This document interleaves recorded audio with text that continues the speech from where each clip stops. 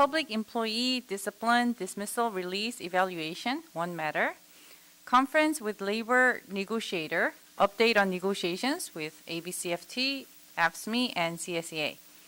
Conference with Real Property Negotiator, Caltrans 91 Freeway Expansion, Alondra Parking Lot Property, Burbank Elementary School Easement, and Ferry Middle School Sports Complex. Existing litigation, Special Education Settlement Agreement, OAH number 202-111-0122. Any public comments on closed session? I do not see any public comments, Madam President. Okay. May I have a motion to move to the closed session? Motion to move to closed session. Eugenio. Second, Apodaca. All in favor? Aye. Okay, we shall move to closed session. See you later.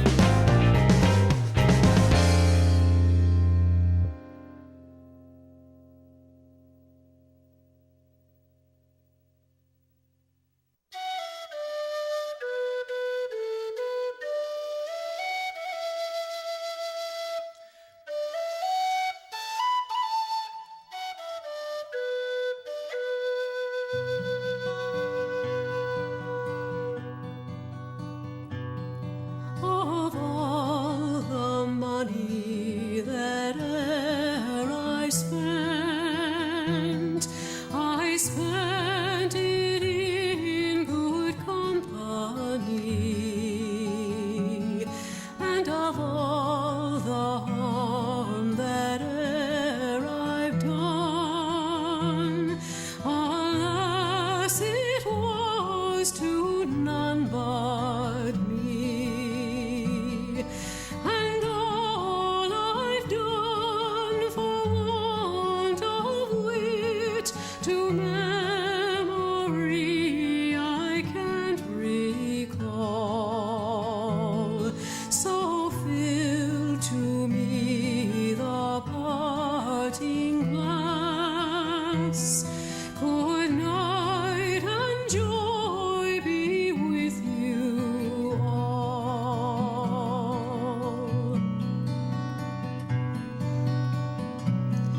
If I had money enough to spend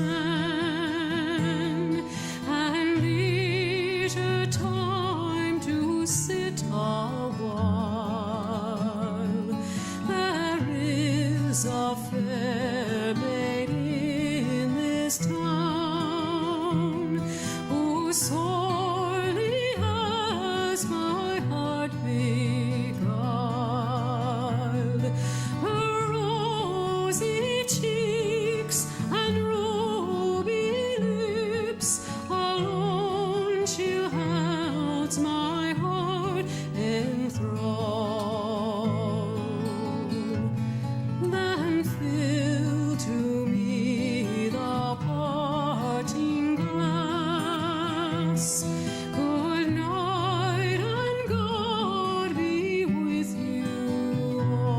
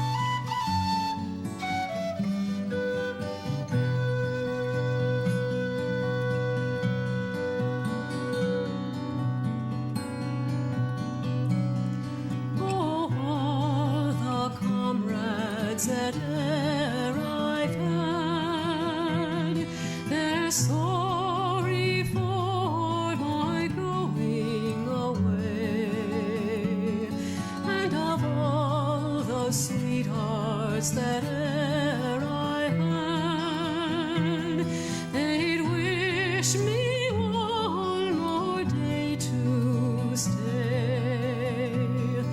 But since it falls into my lot that I should rise and you should not, I'll gently rise and softly call. Good night and God be with you all. So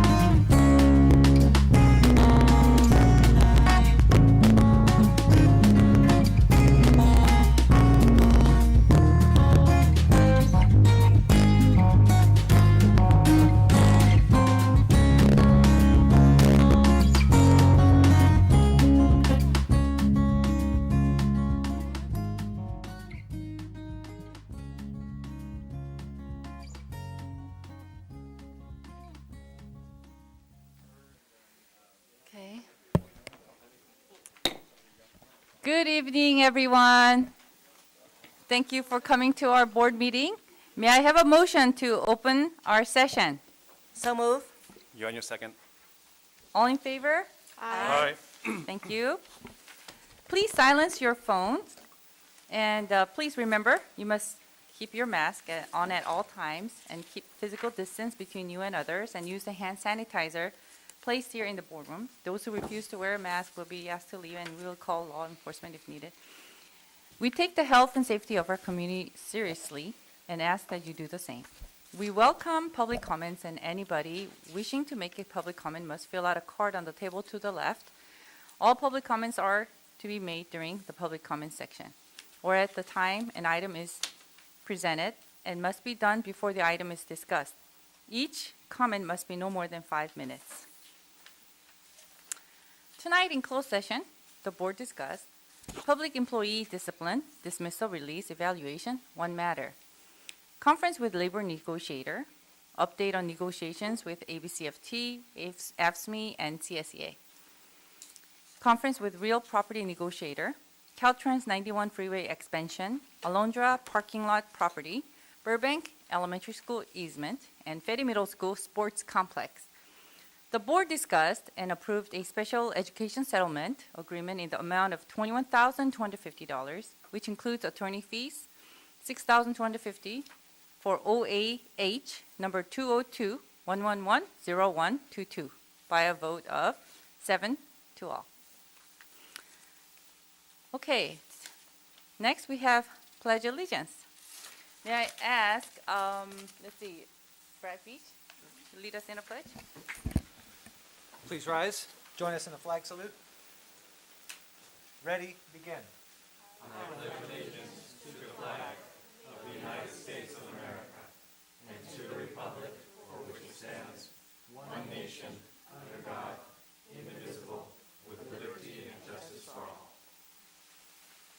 Thank you. Tonight we have a presentation by ABC Education Foundation. Heather Summers, ABC Education Foundation President. Joseph Porter, 3. ABC Education Foundation Chair, Serena Yuan. And ABC Education Foundation Board of Directors. So good to see you all.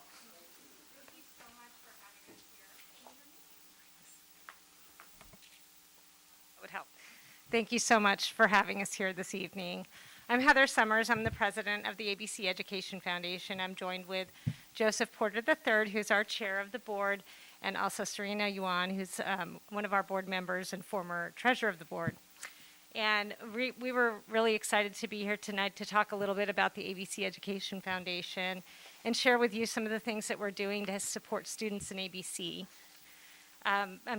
First, the ABC Education Foundation is a nonprofit organization, and we are focused on providing financial support for the schools of ABC in order to maintain consistently high-quality educational opportunities for our students. We are an all-volunteer organization, and we're passionate about education and supporting ABC schools and students. So I wanted to share a little bit about what we do to raise, how we raise our money and how we give it back. And we do that in many ways. Many of you have supported us through direct donations to the foundation, which we really want to say thank you, and thanks to the community, and thanks to all of you that have been supporting us over the years. Your donations are really being put to great use. One program I wanted to highlight is our mini grant program. And each fall we announce our mini grant applications period to the schools. Teachers submit applications requesting up to $2,500 per mini grant to fund anything from musical instruments, art supplies, field trips, gardens for the students, books, and so much more. Since launching this program in 2014, we have funded over $225,000 in grants, not including this year's grants. We will be announcing in the next week our 2021-2022 mini grant recipients, and are so grateful to the teachers for writing these grant requests. They're really focused on providing quality education for the students. During this pandemic, with all the new requirements, our schools have focused on what our our teachers are focused on and our administrators are focused on, keeping the students safe and in the classrooms, it is really above and beyond that the teachers even had time to write these grants. So we were thrilled to get them, and we're doing our best to fund as many as we can, and we're excited to make those announcements soon. Now I'd like to turn this over to our board chair, Joseph Porter. He's going to talk a little bit about our SEED program. Good evening. It's good to see you all. Mr. Apadakis is good, the former chairman of our board, and Dr. Mary Sue, a member of existential member of our board. I'm going to talk about the School Essentials for Education Drive. That's been a program that we've had since 2012, and primarily what we had done over the years is collect money to and fill backpacks, school supplies, and supply backpacks to students. We've done as many as 450 backpacks in any one year, and they're distributed throughout the district at all school levels. The backpacks are different for primary grade school kids than they are for high school kids. But with the pandemic, things had to change a little bit. We had to adjust, both in our fundraising and in what we did and how we distributed. So the SEED program took upon the initiative. We talked to principals, we talked to the district social worker, and we tried to figure out what were the needs. And so what we did is we came up with this SEED program where we had particular requests that could be made by a mental health professional, by a teacher, or by a principal. We give you an example of the type of items that we used the funds for this year. SEED requests included sensory perception items such as fidget toys,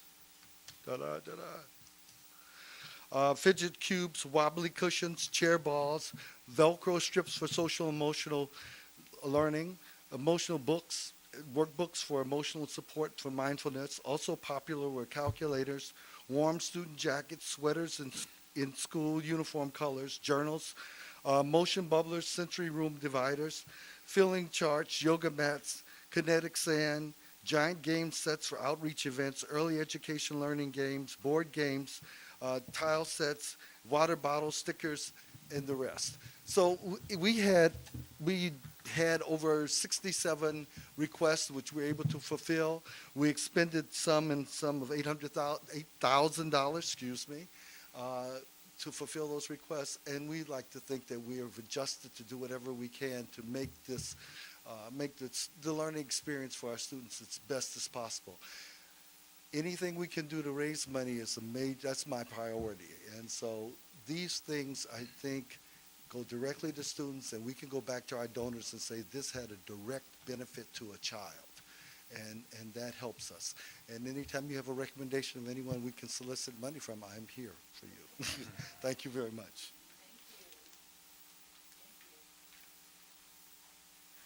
Hello, dear members of the board, President, and Dr. Sue.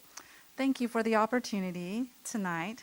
I get to talk to one of my favorite topics, which is CTE programs. In the school year of 2020 to 2021, we started a new program through our foundation called ABC Pathway to Success Scholarship Program. This is a program open to all juniors and seniors in our high schools who completed or currently enroll in our career technology education programs.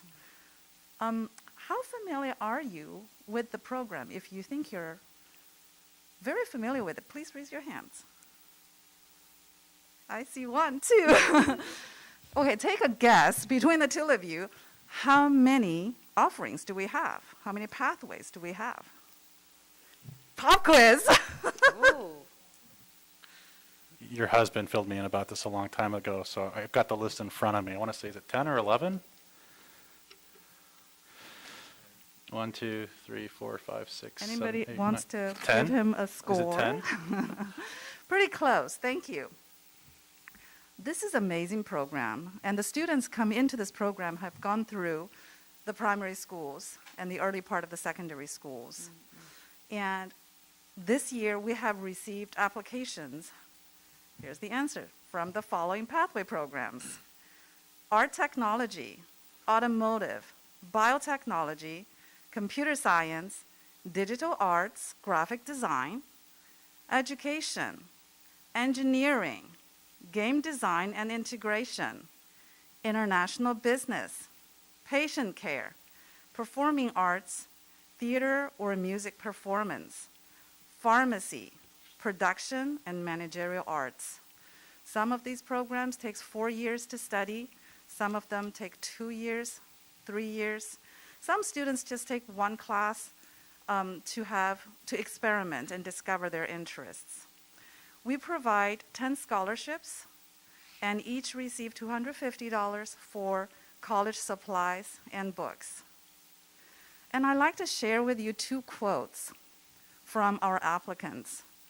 The first one, being in both the biomedical and pharmacy pathways has allowed me to make connections between my current studies and my future.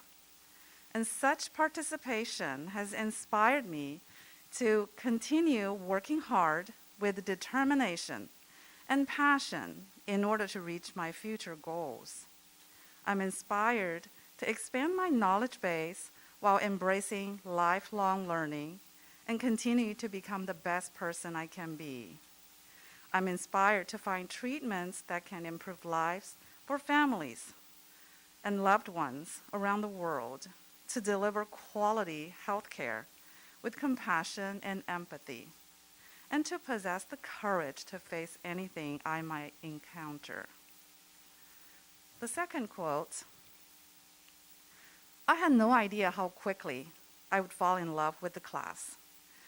This pharmacy pathway has taught us how to read and fill a variety of prescriptions, as well as how to interpret abbreviations, calculate IV order, supply administrations.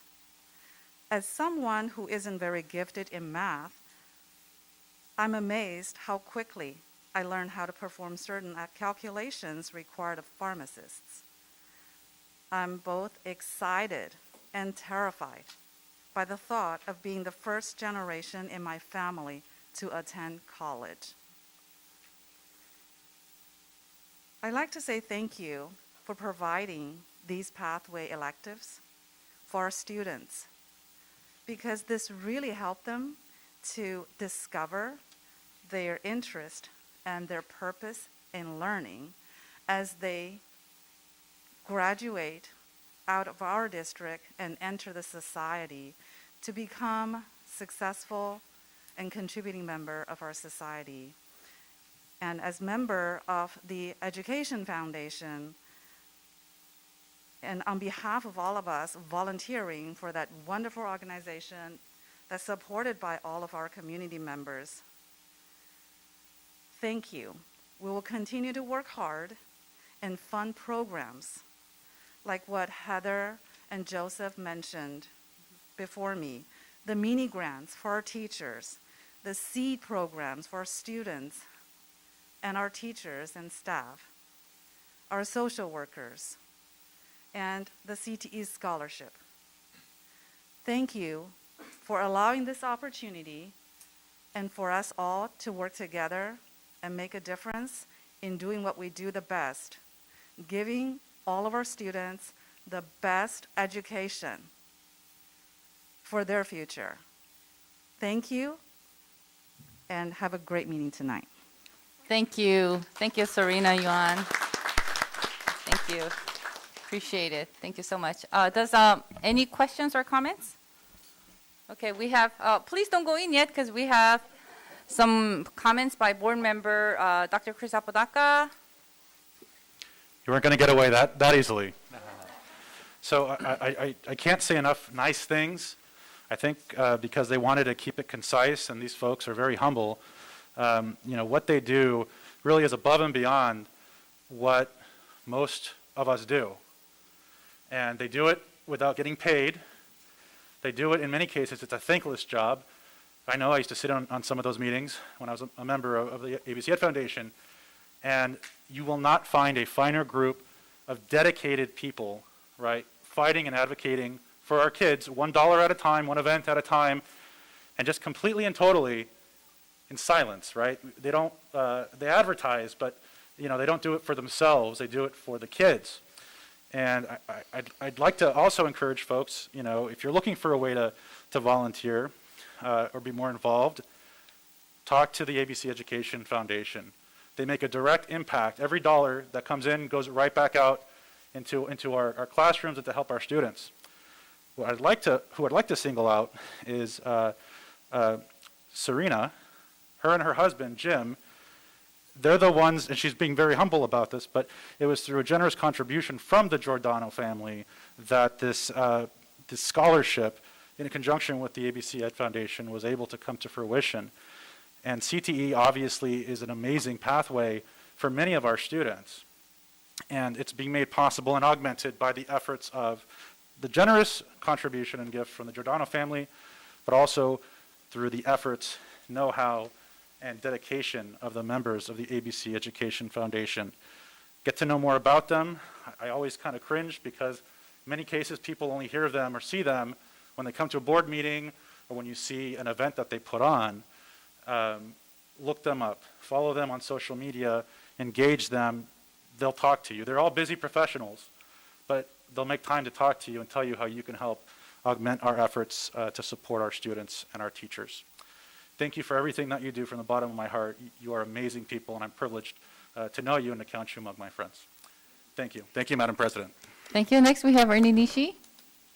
Yes, I'd like to reiterate what Dr. Apodaca says. This is a great organization.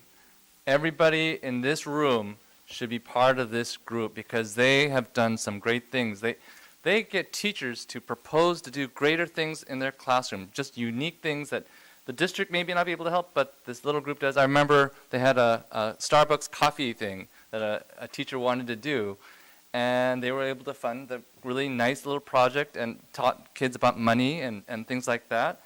And they did an art contest, a diversity art contest, because the kids were suffering. And they did they're doing mental health now, and it's just, if you want to make an impact in your community, it can't just be the Giordano family. They're a great family, but it's got to be everybody in this community. What is the telephone number that they could reach? Is there a telephone number or a website? Can somebody come up and tell me what that number is? Well, let's blow up her number. What is that number?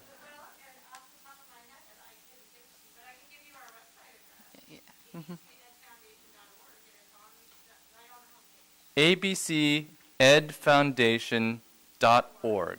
ABCEdFoundation.org.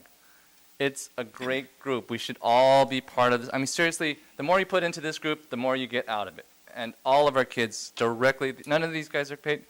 And, you know, parents could get involved. Teachers in this room could get involved because they're actually literally funding teachers' dreams. They had a VR program that I thought was really nice. The CTE, things that are just unique that they can do that not everybody else can do. And so this is the one organization that serves all of our kids throughout the district, not just one area, but everywhere. So I can't say more. I mean, they, you know, art contests and CTE scholarships and everything. If you want to feel good about making a change in this world, please join that group. It's time well spent. They can't do it themselves. They need our help. And include them in your state planning. There we go. Okay. So next Thank we you. have Sophia Say. Yeah. Thank you, President. I do want to overall to the PTA Foundation. I want to thank you, Ms. Summer and Ms. Porter. You folks have been there. And Serena. Serena's my friend. I can't, you know, I don't want to praise you too much now. But thank you, you and Jim, though. I want to say, Ms. Summer, you did a really great job the last year. And I think the donation, not just, I mean, the way how you handle, not just only that from Jim Foundation, but also from our school teachers side. There's a lot of little projects, you know, as for improvement of our teaching. And you folks are also, when they presented to you, folks decided which one you give it to, and most really very productively. And I know our union presidents here, we really appreciate that.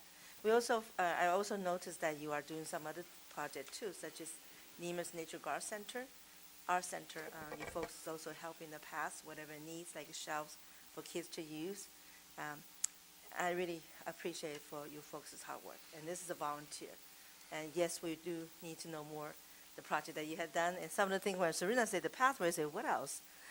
I'm trying to count, and I don't remember exactly it's about, but I do know it's a lot of work have been done by you guys because you made our school so wonderful. It's like a family together. Thanks again for your hard work for the past years and your contribution. Hey, thank you very much. It's the adults, parents that who are in this room, in all the schools, parent groups who have the concern of our youth. We have to catch them, not just one adult, but 2, 3 adults concerned with one teenager. We won't let them fall through the crack. Thank you again for your service. Thank you very much.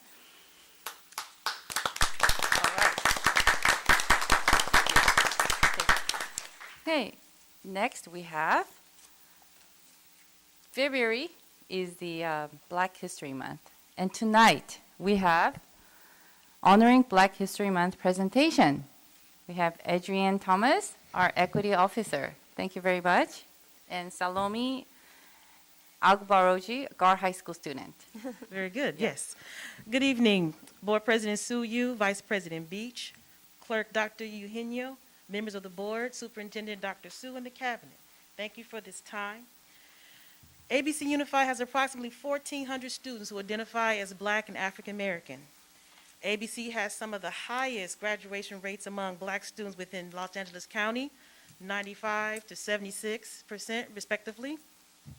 So as we enjoy this presentation, let us think about how one cannot continue to move forward in one's life as a person or as a culture unless one understands the value and power from which they have come. We present to you a celebration of Black history.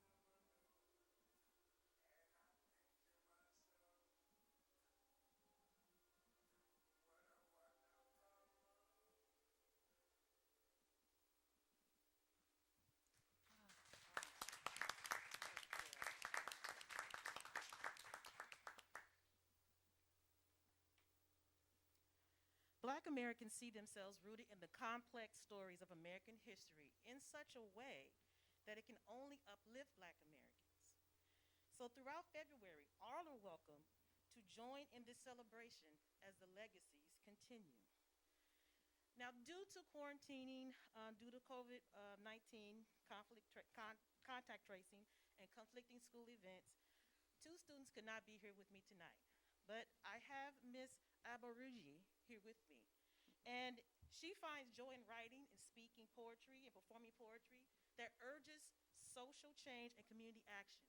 And I was surprised to learn that in 2021, at the pre-show for the Golden Globes, she was able to perform poetry that embraced hope for a more inclusive future in the arts and for our world at large. So I present to you Ms. Abaroji. Thank you. Well, happy Black History Month, board, and all the attendees. I'm very happy to be here. My name is Salome Agbaroji. I'm a junior at Gar High School, and I would like to say I honor Black History Month by making the most of the life I have as a result of the strong Black people that came before me.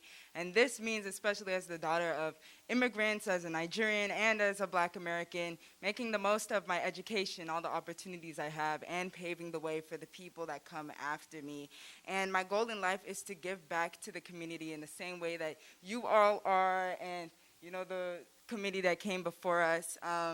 And making sure that the younger generation has even more visibility, more opportunities, a louder voice to make more change and to really take hold of their own futures.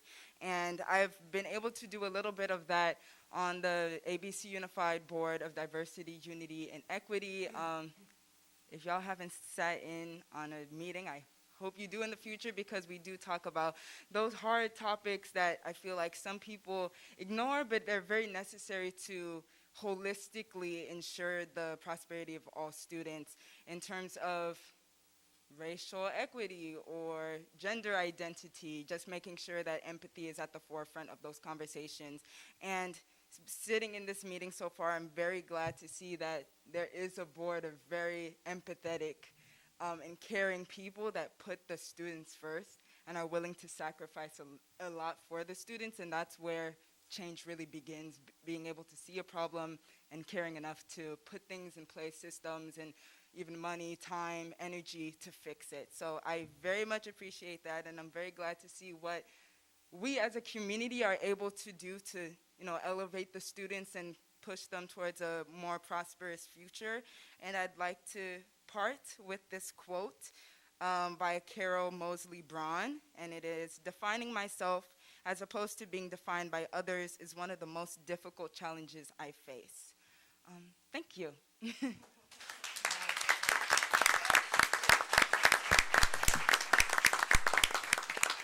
So we thank you for this time to honor Black history, and I know that we are looking forward to many celebrations of our diversity within ABC Unified throughout the rest of this year. And finally, I would like to announce that the Black Student Alliance that coordinates the Black Family Circle events has created weekly themes to honor Black history throughout February, and this information has been shared with all of the schools and the ASBs in the district. And I thank you for this time. Thank you. Thank you. Hold on. We have some board comments. First, we have Dr. Olga Rios. It's always a wonderful, welcome opportunity to celebrate the diversity across our district. Wonderful presentation, thank you. So articulate. I think when we have students come up, we feel really good about the prospects of our future, because you did a wonderful job. Thank you for sharing what you shared today. Gar is lucky to have you. I would like to make a request that we put that video, I think it was a beautiful presentation, on our website, and that we share it across our district. I'm sure there are a lot of options, but I really enjoyed that presentation. Very good. Thank you. Thank you both. Yeah, any other comments? Okay. That video was very inspiring and educational, and our district is very diverse, many first-generation immigrants. And I think it's so educational to watch something like that, to really be educated and just to be inspired. It was very inspiring. Thank you very much. And Salome, your speech is awesome.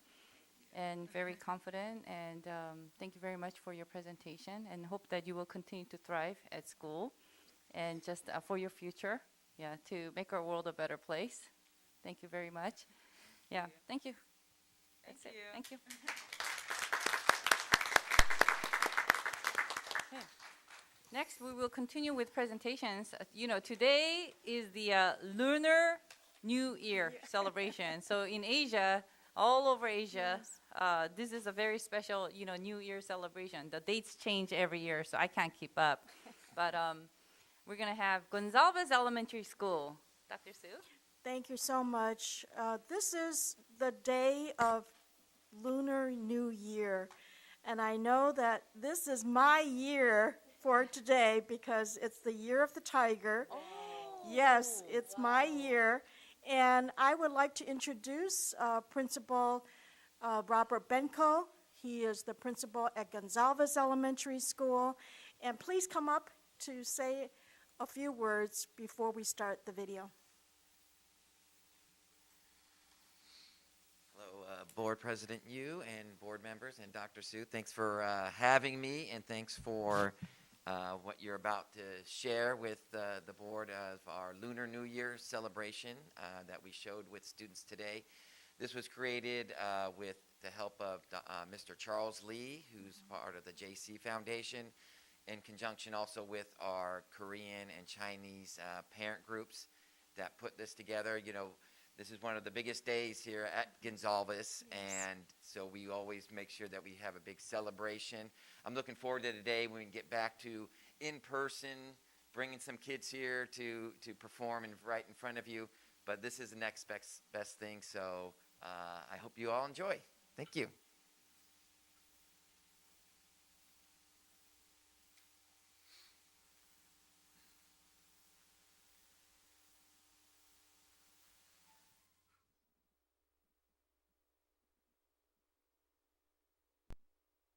새해 복 많이 받으세요. 新年快乐.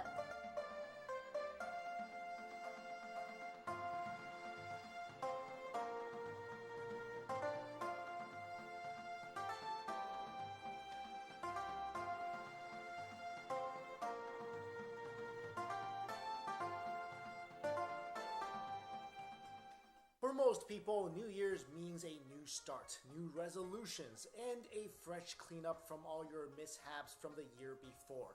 It's a new beginning that everyone needs, and for some cultures, it is the most important holiday of the year.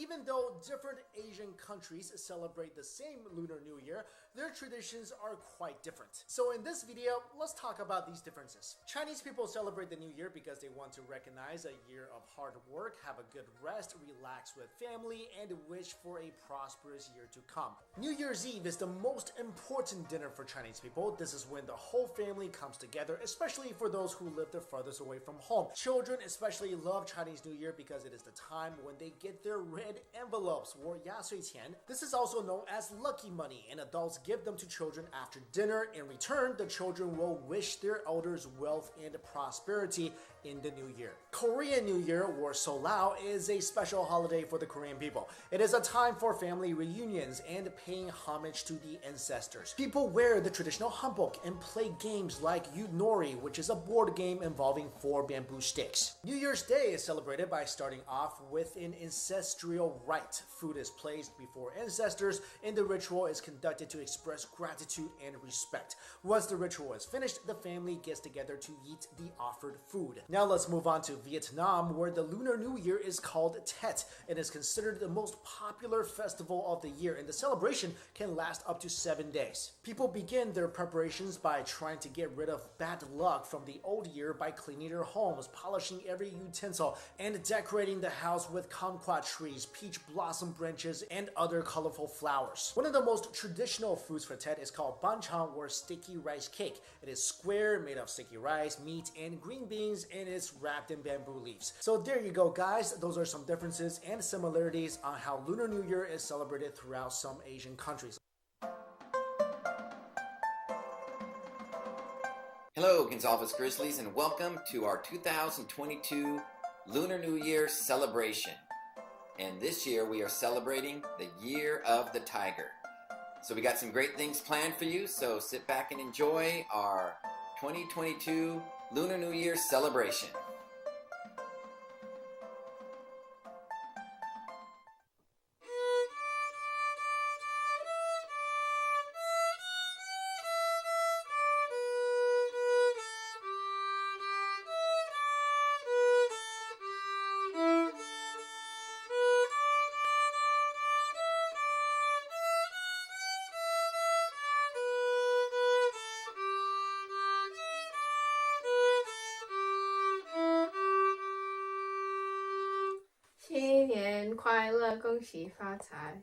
Do you know how we celebrate Chinese New Year? In our family, we celebrate Chinese New Year by eating traditional foods and blessing the next generation with wealth. The Chinese zodiac changes every year, and this year is the year of the tiger. What do you like best of Chinese New Year? I like the traditional dances. I like the moolah. I like the pretty dresses and the fashion. Julia, those are called qipao. We all hope you have a wonderful New Year.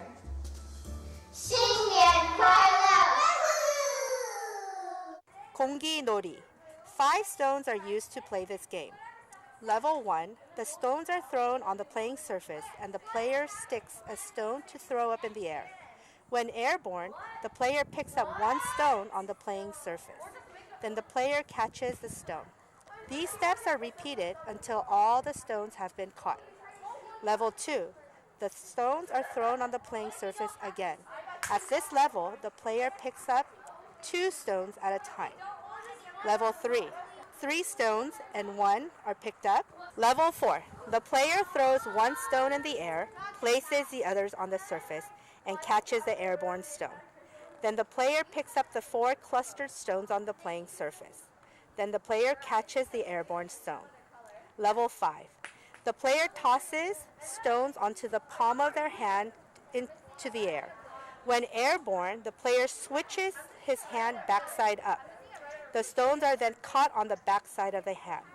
Then the player throws the stones in the air and catches them. The number of stones caught are the amount of the score. Scores are kept as ages.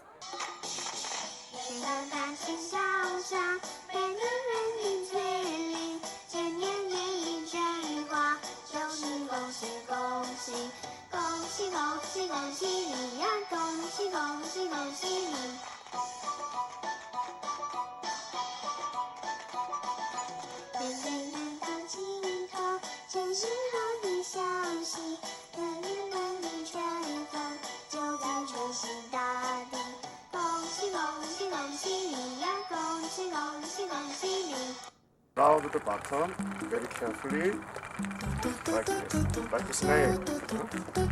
Like this, and hold it. That's it. Slightly. Okay, guys. Shoot. Yeah.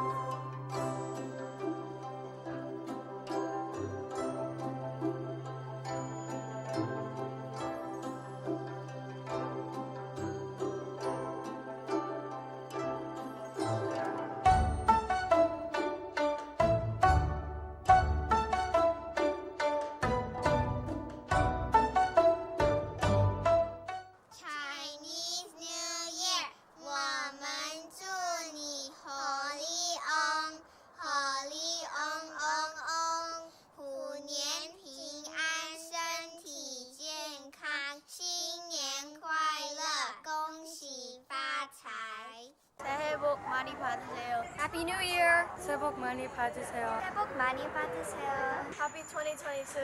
Happy New Year. Happy New Year. Happy New Year. Happy New Year. Happy Lunar New Year! 새해 복 많이 받으세요. 새해 복 많이 받으세요. Happy New Year. 새해 복 많이 받으세요. 새해 복 많이 받으세요. 새해 복 많이 받으세요. Happy Lunar New Year. 新年快乐，恭喜发财。새해 복 많이 받으세요, everyone. Happy New Year. My name's Elizabeth, and I wish you good luck and good health in the year of the tiger. 新年快乐。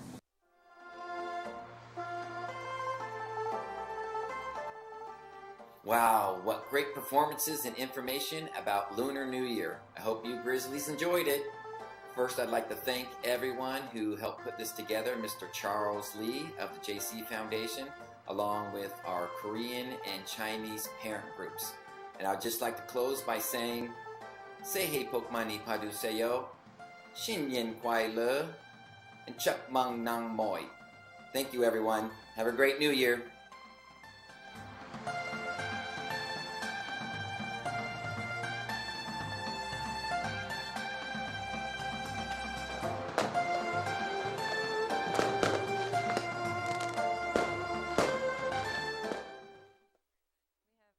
Comment from our board member, Sophia Say. Thank you. It was a great show display for tonight, and thank you all the parents and contributed time and in showing to us what the culture is, and we all respect all cultures in our district. I want to thank you again. Little thing about the tiger. Okay. Those people who born in the year of the tiger are brave. I have to see his Mary. It's brave. They are brave, competitive, unpredictable, and confident. Thank you. Thank you, Sophia Say. And next we have another comment by board member Nishi. Just really quick, JC Foundation is a really great group. I mean, they've been at Lille. They teach kids for free the lion dance, and I think my daughter didn't want to do it because she was going to be the back end of the lion. But thank you, Charles, for all that, and thank you, Principal Benko, for going through all this during a very difficult time. It was very enjoyable to have that. Okay, thank you. Okay, thank you very much. That was a wonderful performance by almost like everyone, seems like. Very, very creative during the Omicron. Next, may I have a motion to approve the agenda for the regular meeting of February 1st? So moved. Beach. Second by Sophia. All in favor? Aye. Okay.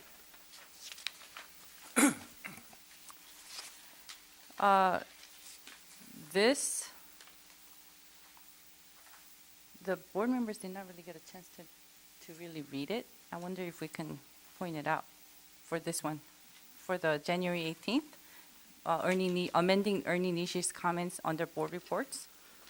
Ernie, do you think you want to review that? No, I don't understand. Because you amended and we didn't really get a chance to discuss it because people don't know. Oh, I yeah. thought we already passed the minutes previously, so as amended, it's already passed. We wouldn't be talking about it again. We voted already. Yeah, it was under my statement. Can I just read it? The But- amendment? I mean, you Yeah. could, but we've already passed. It's Yeah. not on the agenda anymore. Yeah. So in order to pass it, everybody just needs to know that he indicated he was worried of the effect of Sue Yu's statements on the hearer. He stated that we must not forget painful history. Yeah, that was. So we passed it, but just to make sure that everybody knew what we're voting for. Okay. Point of order, Madam President. I have to abstain from this vote. I was not present. Yeah. Yeah, we didn't really know about it either, so. May I have a motion to approve the minute of the regular meeting of January 18, 2022, amending Mr. Nishi's comments under board reports? Motion approved, Yuhen. Second. Okay, so all those in favor? Aye. Aye, okay. Abstain. Okay, we're going to approve it anyways. Okay.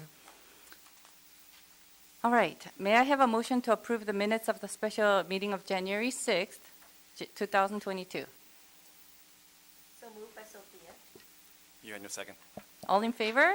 Aye. Okay, motion passes. Okay, next is our reports. Okay, good evening, ABC community.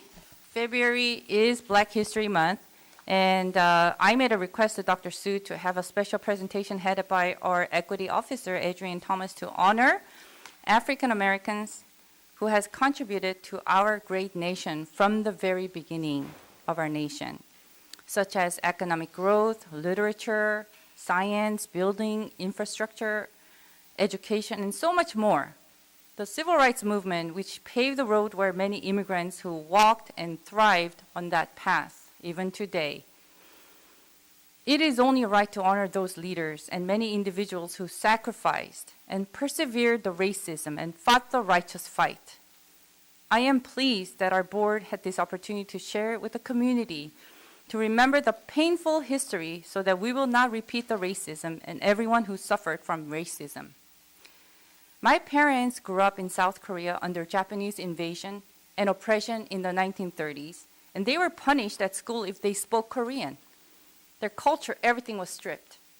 My mom, who is now 85 years old, still has the pain and nightmares from Korean War, where she lost all her brothers and father. There's much suffering in this world. Freedom and civil rights did not happen without sacrifice. Civil war, 620,000 Americans gave their lives for freedom. Korean War, 36,000 American soldiers died in that peninsula and gave freedom to the Koreans. Over 1 million, almost 2.2 million Koreans died during this Korean War, fight against communism. But we got our freedom. So the freedom that we have today, we have to remember the sacrifice of many heroes, and among them, February, Abraham Lincoln, Martin Luther King, Frederick Douglass, and so on, so many more heroes that gave up their lives and sacrificed so that we may live in freedom. So thank you very much. That is my end of my board report. And next we have student board representatives, Tracy High School.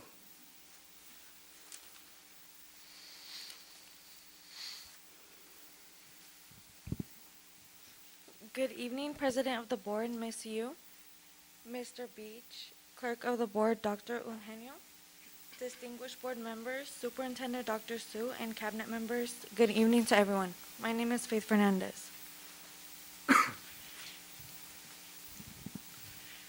And my name is Samantha Gonzalez. We're both seniors at Tracy High School, a small learning community that is unique in ABC with what we believe has many attractive advantages for some students.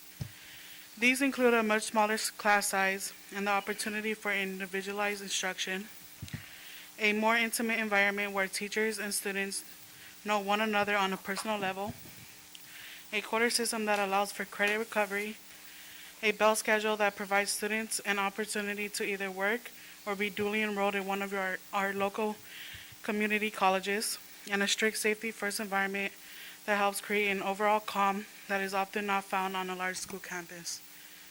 Speaking for myself, I'm a straight-A student at Tracy, duly enrolled at Long Beach City College, and could have easily returned to Gart High School this past semester. But I chose to stay at Tracy because it is where I belong, where I thrive, where I learn to be proud of what I can accomplish, and it is now my home school. The first thing that I'd like to say is it is truly great to be back at school. The pandemic has created so many restrictions in all aspects of our lives the past couple of years. But I think I could speak for all Tracy students when I say that attending in person 5 days a week, even in the new normal, is exactly what the doctor ordered. Virtual learning has its place, manageable for some, yet difficult for others. But when it comes to the entire scope of learning, there is nothing like being in a classroom with a teacher and your fellow classmates. Activities have been obviously limited at Tracy, like they are at most schools due to the ongoing pandemic, and especially because of the Omicron surge the past few weeks. But we're hopeful. We're on the downside of the surge now, and let's all pray this pandemic and COVID and everything with it will soon be gone forever. But it's not gone yet, and at Tracy we're all very aware of the importance of keeping one another safe and healthy, so the COVID safety protocol is practiced by all staff and students. The enrollment at Tracy is currently 169 students.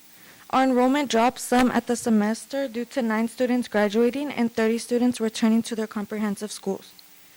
Tracy is a school whose enrollment is primarily built on referrals from our sister comprehensive schools. It is the desire of our administrators and teachers to have students referred to us earlier than later so we can help them get back on track to graduate on time.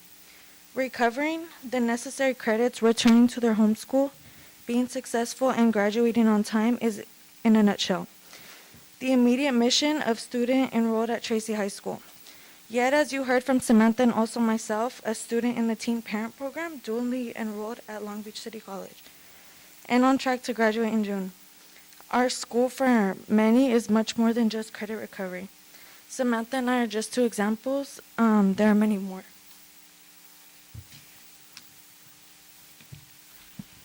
As mentioned earlier, dual enrollment is a great opportunity for Tracy students and readily available at Tracy. It provides students the opportunity to earn high school and college credits at the same time. Former students Stephanie Aguilar and Brenda Gutierrez are examples of what the dual enrollment program can do for Tracy students. When Stephanie graduated from Tracy a few years ago, she has 17 college credits from Long Beach City College, while Brenda is graduating this spring from Long Beach City College, is the president of Future Teachers of America, and will enroll at Long Beach State University in the fall semester to begin studying to become a teacher. Currently, 6 Tracy students have completed at least 1 college class this fall, and 15 students are enrolling or have enrolled in a college class for the spring semester. Mr. Anthony Oda, who is assigned Dean of Students this year for our online independent study program, is the architect of Tracy's dual enrollment program. Assistant Principal Valentina Shabata and new counselor Araceli Mieja work together in supporting college and career at Tracy. Cerritos College and Long Beach City College have visits planned to our campus to share what they can offer our students and facilitate workshops for financial assistance and enrollment. Tracy also has a new mental health professional, Erica Hartley, who provides services to all Tracy students as needed.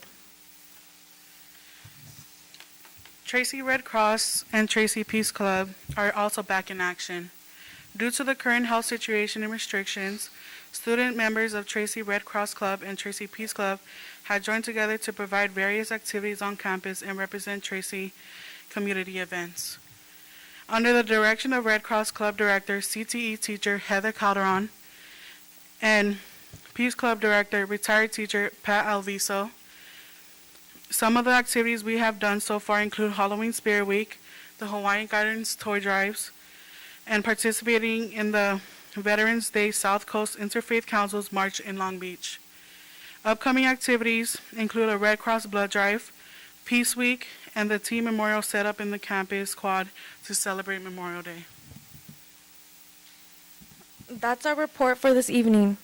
On behalf of our fellow students and staff, we sincerely thank you for this opportunity to share the many wonderful things that make up Tracy High School. We invite you to come over to Tracy and feel positive energy in person. Many thanks to everyone, and as always, go Saints. Wait, can you come up? We have questions. Okay, we have board member Chris Apodaca with a comment. Thank you, Madam President. So what stood out in this paragraph, you chose to stay at Tracy because it's where you belong, where you thrive, and where you learned to be proud of what you can accomplish. You acquired a skill to acknowledge your accomplishments. And I think that's really important to put out there. Tracy, for many folks don't know, Tracy is an award-winning school, recognized in our state. And I believe it's the 8th largest in the state. Is that correct? It's the 8th largest in the state, I believe. Is that correct? Somebody correct me. And then finally, for Stephanie, who graduated, I don't know if she's listening, if she's get a message back to her. once she becomes a teacher, you let her know that we're hiring, okay? Because we love to hire products of ABC. And so we're really proud of you for being here. We know everything's kind of different with the pandemic, but you can count on this board to support your classmates. And I also want to thank Principal Brown, all the hard work you've put in over there across the street, and your amazing team over there. You're changing lives, and you're helping to create a brighter future, not just for these students, but their families and for our community. So I wanted to say thank you. Keep up the good work, and as always, you have a friend on the board. Thank you, Madam President. Thank you. Faith and Samantha, you guys are inspiring. We are all here because of you guys. Yeah, continue to thrive, and you guys can achieve whatever you dream. Sky's the limit. Thank you very much. Thank you.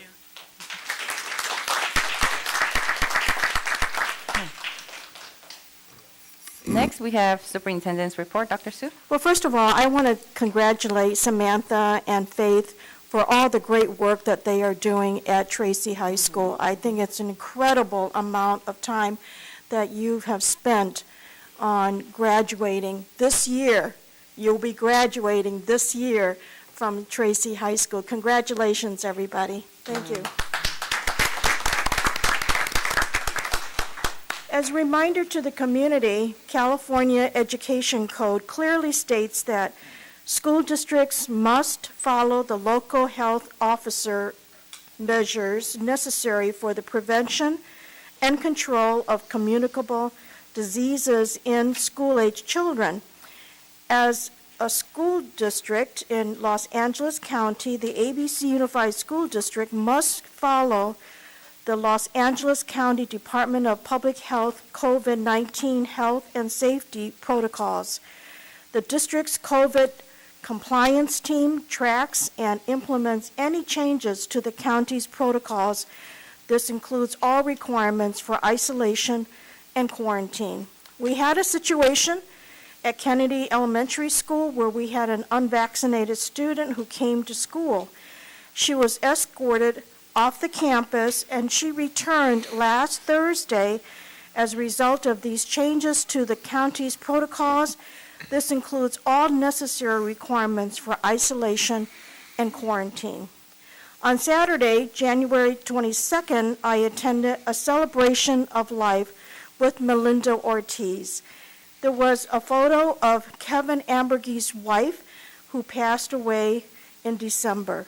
Kevin Ambergy was the principal of Cerritos Elementary School for over 5 years. I remember him well and noticed the photos with Kevin and his wife. On Monday, January 24th, I will be teaching at USC for the Module 4 unit. This is part of my program for the DEI faculty onboarding. On Tuesday, January 25th, I was at the Hyatt Regency Indian Wells Resort and Spa. They paid for all my hotel accommodations. I was a part of a panel facilitated by Ralph Porras, Superintendent of Pacific Bay School District. There were 4 panelists on the panel. We spoke about the requirements for COVID-19, our indication for mental health professionals, and the need for indicating where we are in today's world. Many of us remember Dr. Carol Hansen, who will retire this June. She was part of our district's Assistant Superintendent of Human Resources. She was part of the retirement luncheon done at the Grove outdoors. On Thursday, January 27, I participated in the Women's Leadership Summit with Superintendent Margie Kim of Poway, introduced by Alice Petrosian. I also participated in our AALRR seminar on the 5th floor of the Hyatt Regency Indian Wells Resort. I returned on Friday with information to share with our cabinet. As you've heard from Tuan Nguyen, we met with 4 people, including Sal Flores, regarding the disposing of the property management near Excelsior High School. Currently, it's an adult school. Have a wonderful weekend, everybody. Thank you. Thank you, Dr. Su. Next, we have public comments. Dr. Eugenio? I'm sorry, employee representative, Ray Gare, ABCFT president. No comments, okay. Okay, public comments. Dr. Eugenio? Thank you, Madam President. Persons wishing to address the board should fill out a card located on the table by the door and place it in the silver tin. Speakers will be called in sequence during public comments section, which is limited to 1 hour, and each speaker to one presentation of 5 minutes unless the board wishes to waive the time limit. Those who have a group concern are encouraged to select a spokesperson to address the board. Persons wishing to address the board on a specific agenda item at the time the item is under discussion are limited to 5 minutes each and will be called to speak following the staff comments and prior to the board's discussion and taking action. Adverse remarks about a person's race, ancestry, ethnic group identification, religion, color, national origin, sex, sexual orientation, gender, mental or physical disability, or age may not be made. Please avoid remarks or charges which reflect upon the character, motives, qualifications, or ability of any school district employee. Concerns presented to the board will be followed up and addressed by the appropriate staff. Our first speaker, we have Vicky Yamashita. And can we call forward Megan Mitchell and Anushka Adusamali for standby?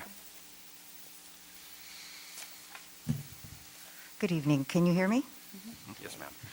Good evening. My name is Vicky Yamashita, and I teach ceramics at Cerritos High School. I'm a 35-year veteran teacher of ABC. I'm not a CTE teacher. I'm a credential teacher, and I'm here to speak again, as I was here in December, in support of my valued colleagues, the career technical education teachers in ABC Unified. I'm representing fellow teachers and staff at my site, tenured and otherwise, who could not be present tonight. There are 18 full-time CTE teachers, and tonight there are approximately 6 teachers who wanted to be in attendance, but they cannot because of their other obligations, a second or a third job. One CTE teacher I know actually works 7 days a week through the entire school year. 7 days a week. In December, a number of us made pleas to you to treat the CTE teachers equitably and pay them the same as credentialed teachers. You listened to us present facts on pay disparity, and you heard moving testimonials from teachers throughout the district who vouch for the value of CTE programs and what they have on the ABC students. You heard from alumni whose lives changed because of the CTE classes that they took. Since the last meeting, there has been a shift in the pandemic. The latest COVID variant wreaked havoc on students' and teachers' health, both mental and physical, and it's dramatically affected attendance. The sub-shortage spiraled out of control. All of this put more demands on classroom teachers. It is sad and frightening to read headlines across the country reporting that teachers are leaving the profession in record numbers, and some of them just mid-year. We are staring down a massive teacher shortage. All of this shines an even harsher light on the inequity that exists between credentialed teachers and CTE teachers in ABC. All of the stress is leading to people approaching a breaking point, and ABC will lose good teachers if you do not act. We are at a critical juncture in public education, and ABC Unified School District leadership needs to ask itself, do you value the people who are the ABC Unified CTE teachers?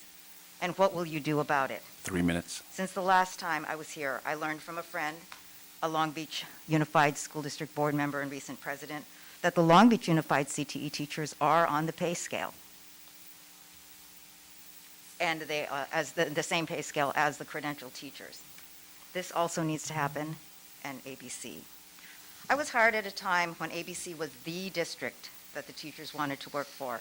I was the envy of my student teaching cohort when I was offered a contract at the end of my student teaching, which I did at Stowers and Nixon.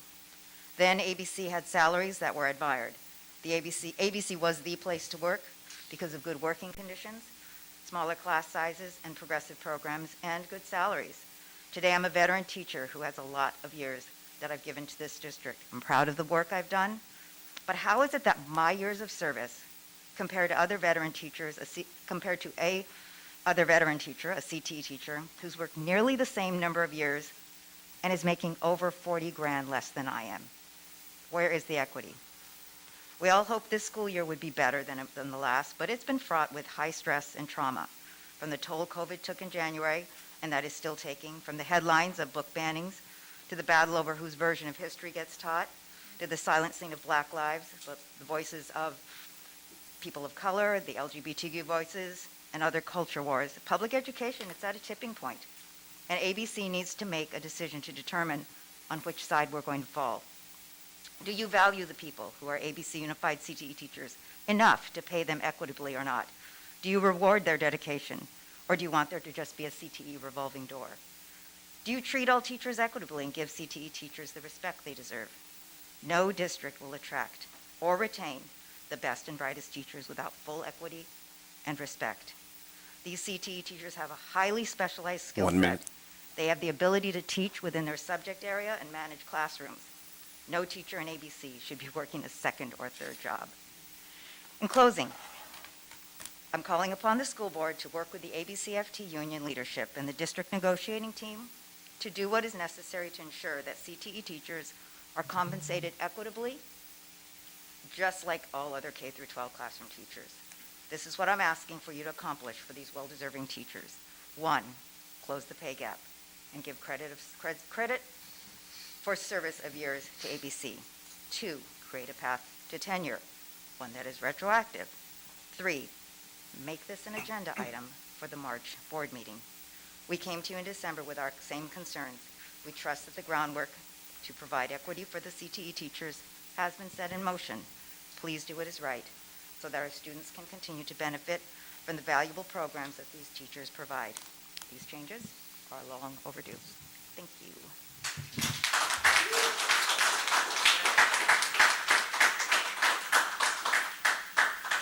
Next speaker, Megan Mitchell. And can we bring up Catherine Pasquale for standby?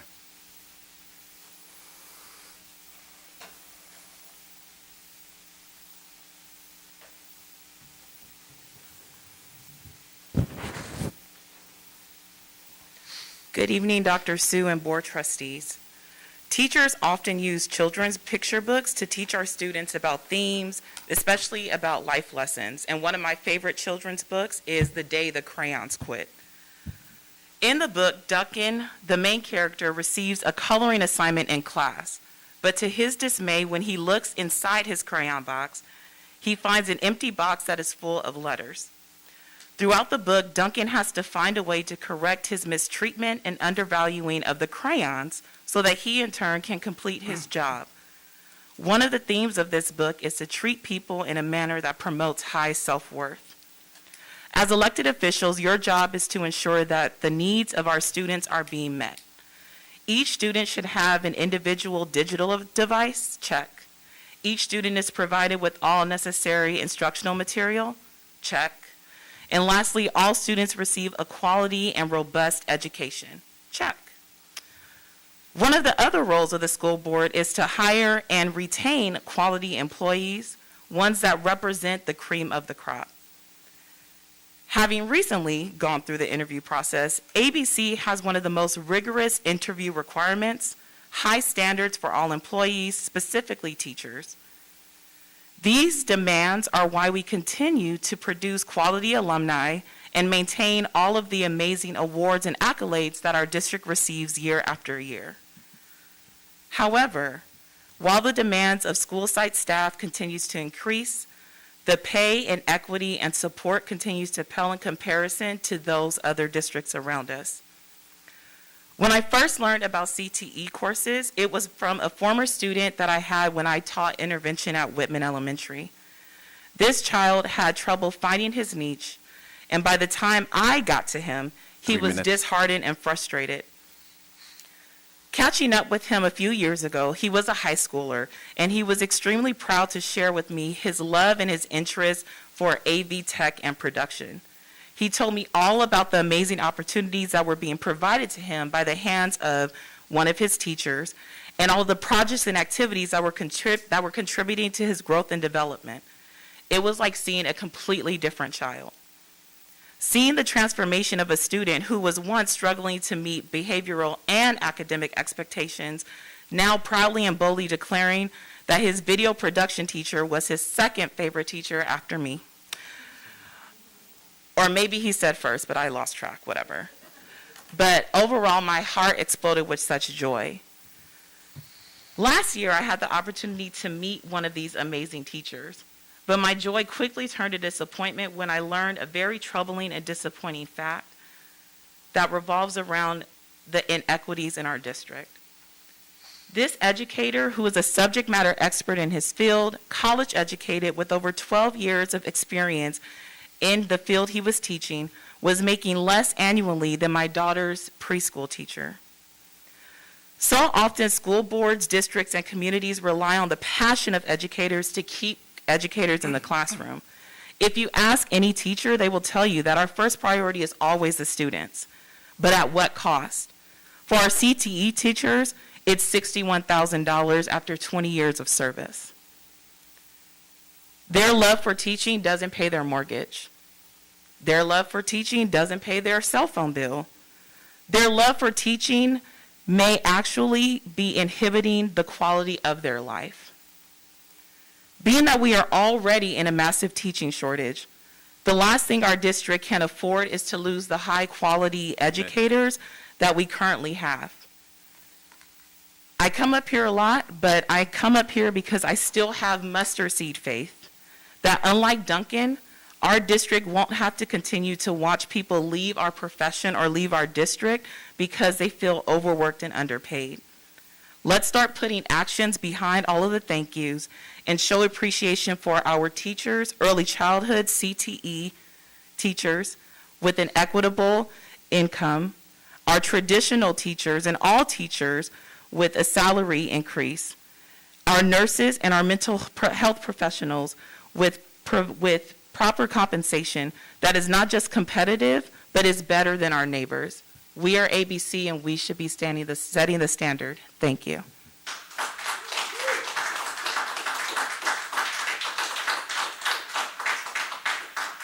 Next speaker, we have Anushka Adusomali. And can we bring up Will Stetcher on standby? I am here today on a school night on behalf of the CTE teachers who are not being paid the same amount as regular teachers. The reason I chose to come here is because of the value this class has in my life as a student.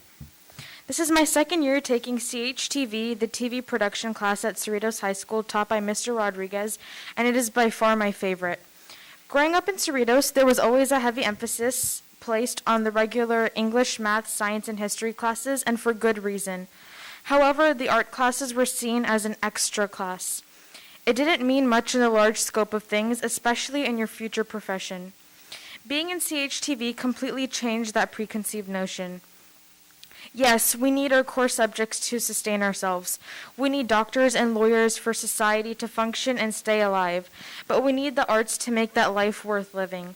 The arts give our lives value. As for how this class has affected me personally, Mr. Rodriguez has shown me that it is possible to make a career out of film production. We are showered with opportunities during class, as well as competitions, internships, and events we can attend outside of class. The time, effort, and trust he puts into every class and into teaching us about life on a production set gives me hands-on experience for my future career. He does just as much, if not more, than my core teachers to inspire me to be a better person, student, and contributor to society. And that is why I believe that to continue to inspire them to put their passion and hard work into their students and classes, instead of on second jobs, they should be paid the same as other teachers.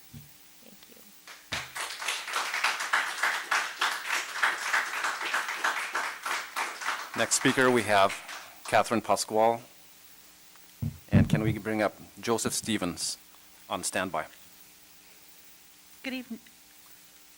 Good evening, school board members, district staff, and the community. I'm Catherine Pasquale, a physics and engineering teacher at Artesia High School.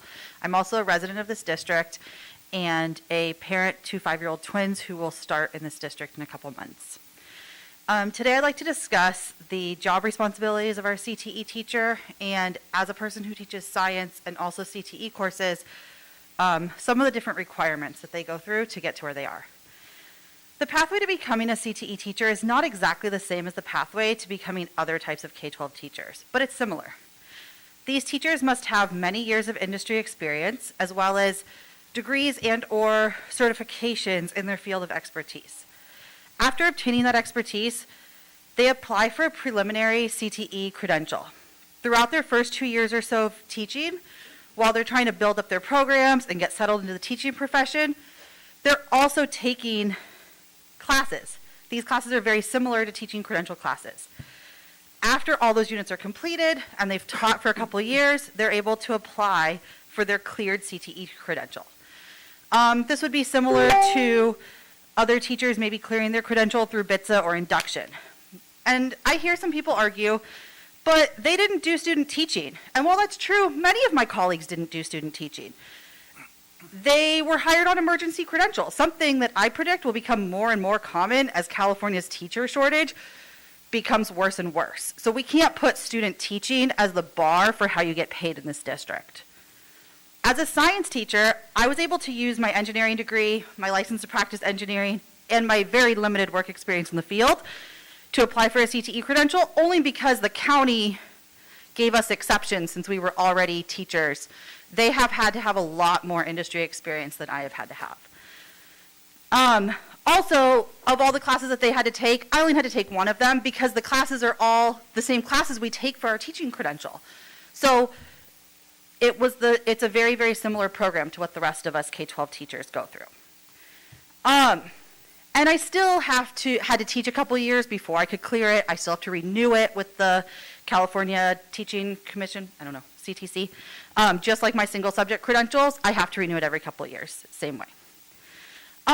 Our CTE teachers do everything that our traditionally credentialed K-12 teachers do and more. Some of them used to be ROP teachers, yes. And they didn't have all the same responsibilities as ROP teachers that they have now as full ABCUSD district employees.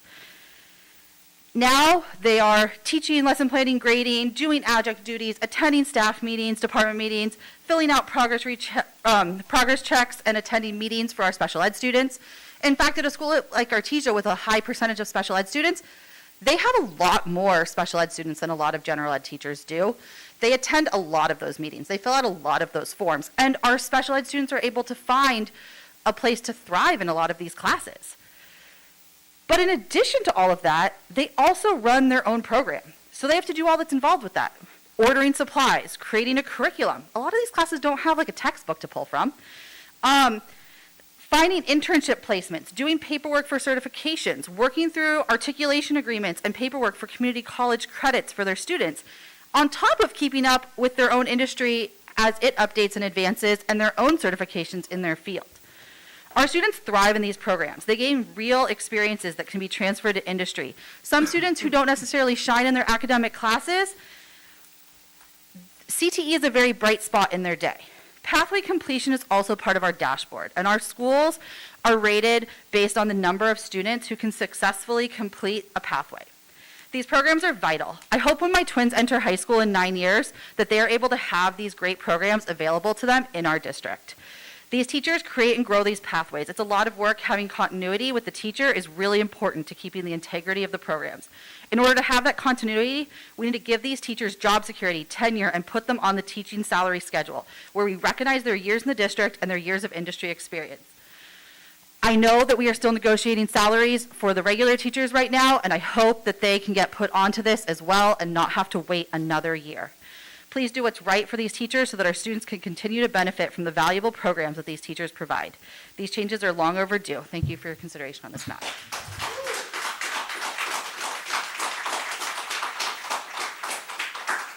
Next speaker, we have Will Stetcher. And can we bring Sylvester Ani on standby?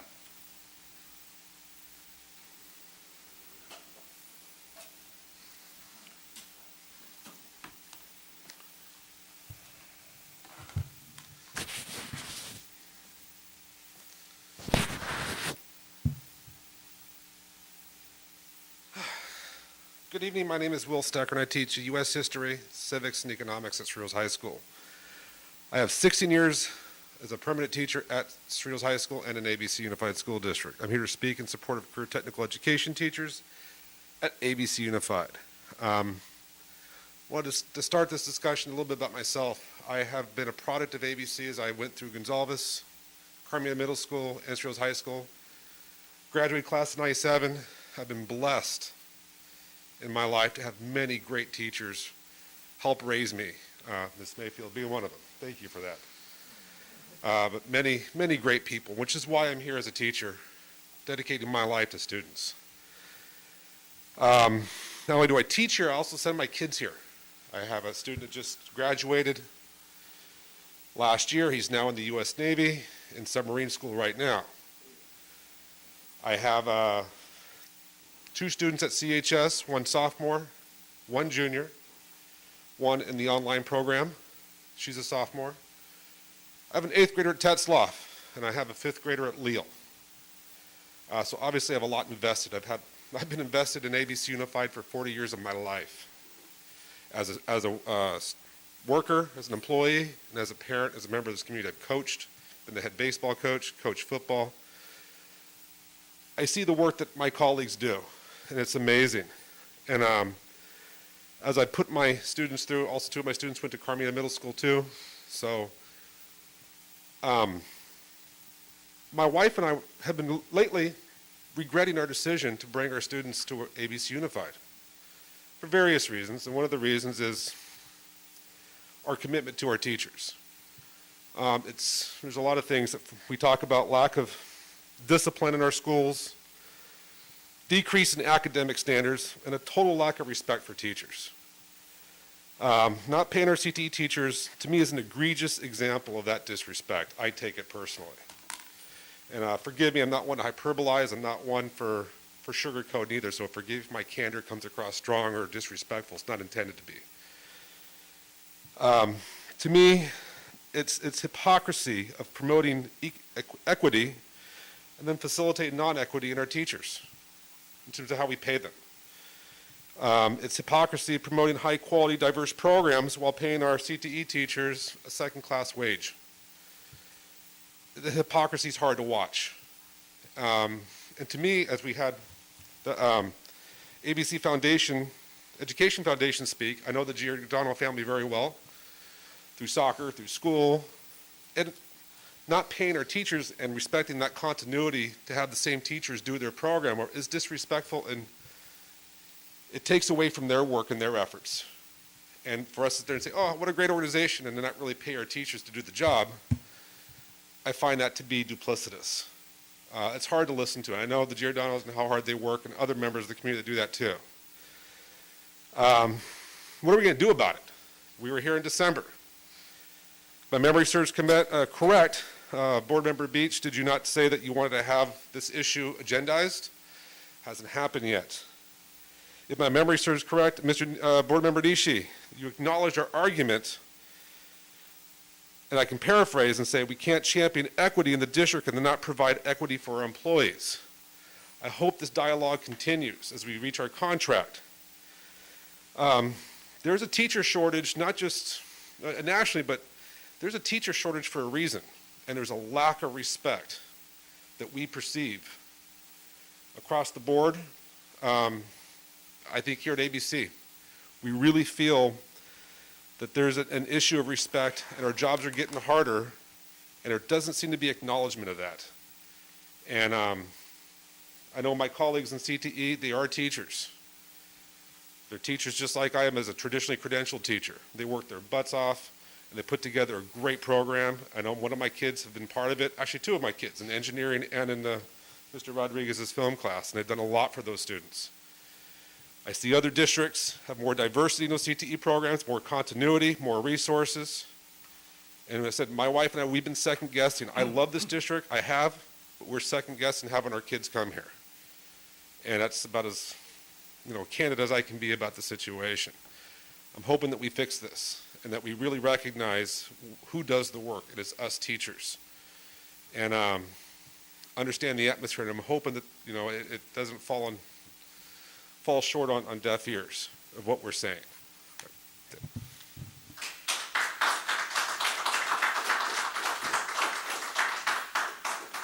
Next speaker is Joseph Stevens, and Sylvester Ani on standby. Okay, I'll try to make this brief. My name is Joseph Stevens. I've been at Cerritos High School for 12 years as an English teacher, and I'm also in here to support our CTE teachers amongst the district. I like to keep things very simple, and I think you can measure a school district by two things, teachers and student achievement. But student achievement gets tricky based on where you're at, so let's go for teachers. And I believe that this district is excellent with its teachers. I have a lot of gratitude for being here. I've been supported very, very well through my school, through the union, through the school board.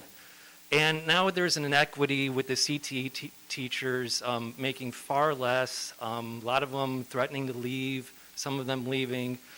And I feel that it's really not that difficult to make this happen, have the CTE teachers come to the same pay scale as the regular teachers.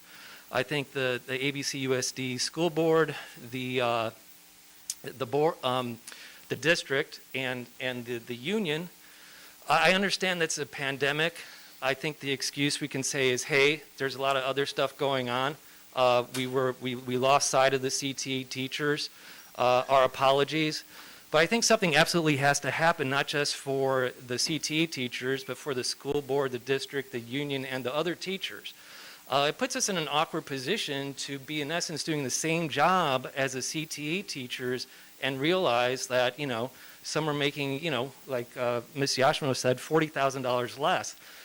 It's an inequity. Tomorrow I'm happy to be starting the equity training in the district, and I look forward to it. I think it's a spectacular thing to do, very important. But if we have an inequity in our district with CTE teachers, I feel a lot of that is just checking boxes. It's just for show.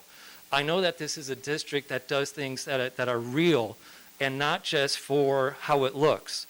And look, this number one, this doesn't look good that the CTE teachers are paid less. And we could really make a resounding statement to our teachers and our community to pay these teachers the same that the other teachers make. So thank you for listening to all of us tonight, but more important, please take action. You know, I believe they're going to be coming here every board meeting. So I think it's time to just get it together with the entities that need to come together and not just start the dialogue, but get them in the contract this year. It's time. Please do it. Thank you for listening.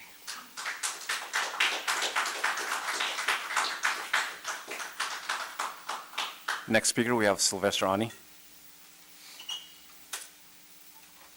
Hey, good evening, everybody. A happy Lunar New Year. Happy Black History Month. Hope everybody's doing well. I'm also here in support of the CTE educators. I want to share a quote. A wise woman once told me, "Don't just tell me that you love me, show me." Wise woman was my mom, and also my girlfriend. So you got to listen to the influential people in your life. And I was going over in talking with CTE educator. I was going over some numbers, and I learned that their max payout was $61,000. And I looked at another district, Norwalk Lombardo Unified School District, and their max payout came to the tune of $113,000. The question that we have to ask ourselves when we have teachers within our district making $61,000 and they can go to another district and make $113,000 at the end of their max out, is that love, right? I think of a parable that Dr. King told one day. He was talking about a rich man and a poor man, and the poor man showed up every single day by this rich man's gate. Kind of like we have our CTE educators showing up every single meeting to talk about what they need. And when we ask ourselves what was wrong with this scene that we're looking at, it wasn't that you had a rich man and a poor man. It was that the rich man saw the poor man outside of his gate every single day, but he failed to really see him, right? And it wasn't an issue that the rich man was rich, but it was more so that his wealth and his resources was an opportunity to bridge the gap between himself and his neighbors. Similar to the way that the board has an opportunity to bridge the gap between our CTE educators and our teachers. If there's one thing that we should have learned, or that we should learn with COVID, is that a lot of what put us in the position that we're in is failing to address the underlying conditions in our society. And we have to understand and reframe our conversations. When we talk about we're having a teacher shortage, I see a lot of teachers in the room. I see a lot of teachers, I know a lot of teachers listening at home. We have a living wage shortage. That's really where the drop-off is that what we're asking people to do, what we're asking people to sacrifice, there isn't enough payout for them to take care and love themselves and love their family and also love these students the way that we need to. And I shared it at the last meeting, I'll say it again. The best school districts that come out of COVID are not going to be the ones that had the best plan in May, but then are making the investments down the line that are going to pay off and addressing those underlying conditions, like a living wage for our CTE, for all our educators, our mental health professionals, making sure they're also paid equitably so that we don't have people leaving our district to go to other districts, not because they love our kids or our students and families any less, but because they got to take care of themselves and their families.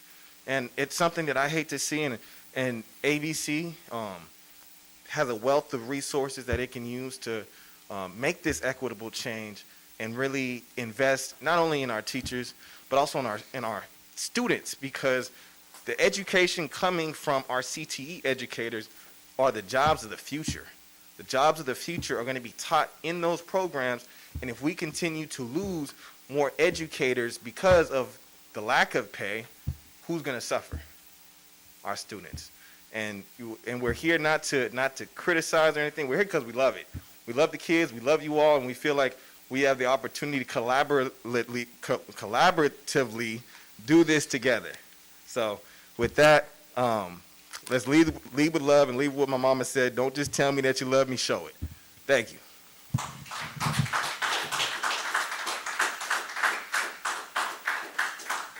Madam President, we have no more speakers. Thank you very much. I want to thank everyone who came to speak today, and please be reminded that we do value all the teachers. We do. And we know that you guys did have to really stretch and go that extra mile during this pandemic. We really appreciate that. And we will take that into serious consideration. And I understand we have, further, and Dr. Sue, and we will follow up. Thank you very much. Okay, next. Let's see. We have consent calendar. May I have a motion to approve the consent calendar? So moved, Apodaca. Eugenio, second. Is there anyone who wishes to remove any item to be considered separately? If not, all those in favor, say aye. Aye. Okay. Motion passes. 1.1-A, first reading of revised administrative regulation 132.3, uniform complaint procedures. May I have a motion to approve revised administrative regulation 1312.3, uniform complaint procedures? So moved, Nishi. Second by Sophia. Dr. Zillow? Good evening. This board administrative regulation, we brought to you back in November for approval. We had gone through all of the revision of this with what is recommended through California School Boards Association. But upon completion of our federal program monitoring, they are requesting some additional items, and so we have taken this back to the committee for review. If you look through the policy, nothing is changed at this point except for when you get to page 60 in the book. It's the last page of the administrative regulation, and they were looking for some clarity in regard to preschool, communication in regard to who you would communicate with. So it's now reading that it would be the preschool administrator or superintendent or designee. And then the next part is just a statement about where you would go next, and more explicitly is what they wanted, how you would contact the state superintendent of public instruction for California, and that all complaints and responses are public records. So the additions were requested by the federal program monitors, and so we have added those in and brought it to you this evening for approval. Thank you, Dr. Zillo. Any question and discussion? First, we have Vice President Brad Beach. Thank you, Dr. Zitlow. I noticed the last line is all complaints and responses are public records. Is the board notified of all these complaints, and if so, what's the process? Because I can't remember seeing any in my year on the board, but maybe they haven't been any. So we have, when we receive a complaint through the uniform complaint process, it is logged. That log is kept in the superintendent's office. It is investigated and reported back. Depending on who initiated the complaint, we work to report back in the manner in which they are interested in hearing back from us. But is there a process to notify the board of any of these? Or how would we ever know about them? We do, thank you. I was thinking of the Williams report, which is another one I'm bringing. But there are quarterly reports that come that express to the board if there have been complaints each quarter. And that's brought by Dr. Sue. Thank you very much. Okay, no other questions? May I have a motion to approve revised administrative regulation 1312.4, Williams Uniform Complaint Procedures, sufficiency of instructional materials? Don't we get to vote? Okay. Oh, I'm sorry. The We have previous to one, vote. yes. Okay. Okay. So any public comments? Any discussion? There are no public comments, Madam President. Okay. All those in favor? Aye. Okay, motion passes. Thank you. All right.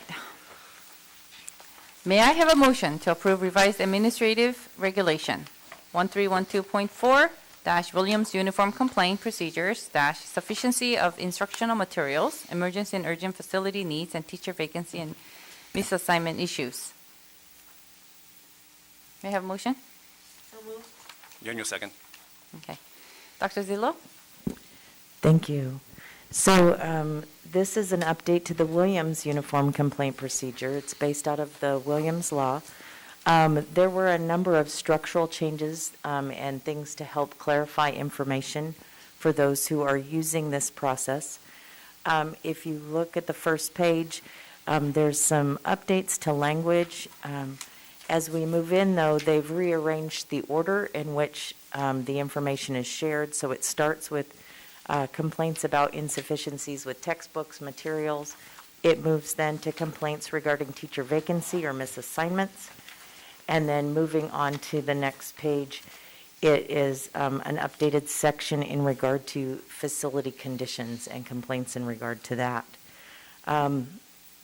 Moving toward the bottom of that page, there's changes in the information about our forms and notices and what they will have in them, as well as that information about these complaints would be forwarded if they're given to a site principal to the superintendent's office.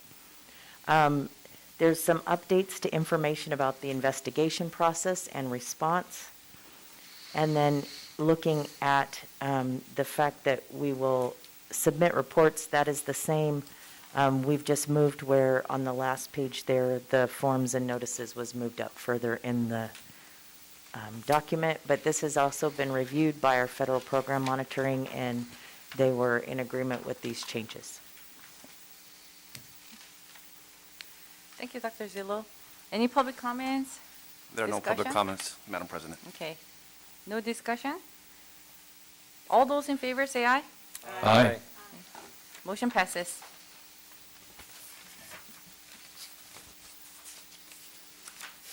Okay, 3.1-A, School Accountability Report Card. May I have a motion to approve request to submit the 2021 School Accountability Report Card, SARC, to the California Department of Education for elementary, middle, and high schools in ABC Unified School District? Motion to approve, Eugenio. Second. Any public comments? I do not see any public comments, Any Madam President. discussion? Hey, I'm sorry. I thought you said 3.3. 3.1.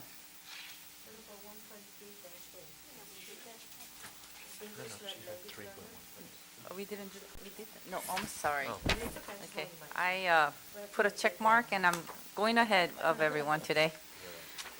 Okay. May I have a motion to approve revised board policy and administrative regulation 6174-education for English language learners? So moved, Apodaca. You had your second. Okay. All right, Dr. Zillo. Thank you. I had a number of items this evening. We have gone through and updated both the board policy and the administrative regulation using the California School Board Association recommendations, as well as the work that we've done with the federal program monitors to make sure that the updates and changes reflect our current practice. The initial page, a lot of it is cleanup of language and working to make things more clear, defining pieces like reclassification and the different pieces that families would need to know and understand if they are going through this process. If you look at the second page, it is a much more clear process and explanation of the students who are enrolled and the courses and the information about their courses that they're taking, if they're A through G. Moving to the bottom of that page, 69 onto 70, it talks about qualification of staff as well as training. And most of this has been updated and cleaned up to better reflect communication with families and those who are implementing this program. There's updated language in regarding to identification, assessment, as well as our language acquisition programs and our reclassification process. In addition, there is language around program evaluation now in this board policy. As you transition then to the administrative regulations, this is where the bulk of the information has been updated. Creating new definitions that are clear and more robust in terms of explaining who students are that might qualify for the programs. Information about our identification process, our assessment process, and how we notify families. Moving on to page 78, there's more information about communication with families and who is interacting with students, and the reasoning for those processes, as well as trying to lay out the information in regard to the funding that we have and the pieces that they can be used for. Moving on to page 80, it's a new and updated version of what a language acquisition program is. And then you'll begin to see everything that's lined out on 82, 83. Moving on to 84, explaining information about when they're reclassified and what they need to be proficient in and what that looks like in terms of the different areas that students have to demonstrate their proficiency. And then there's information moving on to page 86 in regard to the committees that we have that work with students, whether it's a school site ELAC committee or our district DLAC, the bigger committee that we have as a district that includes all of our school sites, and when you must have an ELAC committee and how it has to be comprised. It's a long one. And that was all. Thank you, Dr. Zillo. Any public comments? I see no public comments, Madam President. Okay, any discussion? We have one. Dr. Ola Rios? Thank you, Madam President. Question, who oversees our English Learner Program? So that would be Lisa Davis, who is our supervisor of that program. First, an announcement. I was reelected to the California Latino School Boards Association, so I'm very proud of that. On that committee, I get to talk to people who work on developing these English language learner program, and I see all the work that they put into making sure that our English learners have access to a quality education, have that opportunity to learn. And across the district, we see that achievement continues to be an issue. So with this revised policy, are we allocating more money? Are we allocating more resources? Like, are we doing anything different?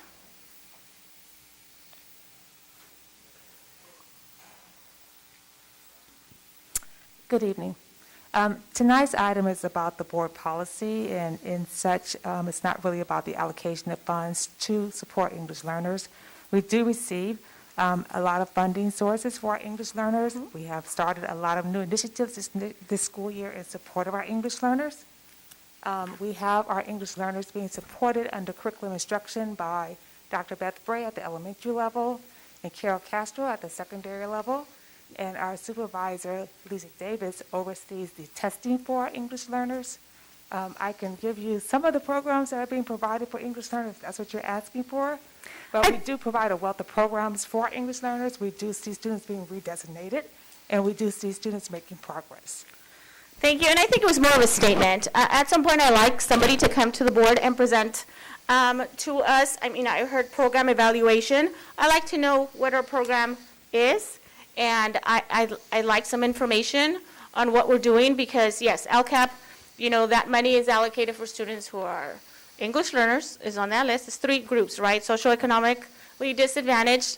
But again, we've talked a lot about accountability in the last couple of years, and we continue to see English learners continue to be a group that struggles. And so at some point, I'd like our district to share with the board our efforts and the way that we are being accountable to these students. Thank you. Thank you. Okay, I have one comment also, and it's just a comment. I know that we're just going over the wording tonight, but I would like to ask between the elementary school and middle school, that the elementary school teachers, there's a little bit of a need to refine that connection between elementary school to the middle school, that if the elementary school teachers, especially the 6th grade teacher, identify a student, that he or she can graduate out of ELAC program and the student is pretty competent, so that student have an opportunity to take English honors, for example.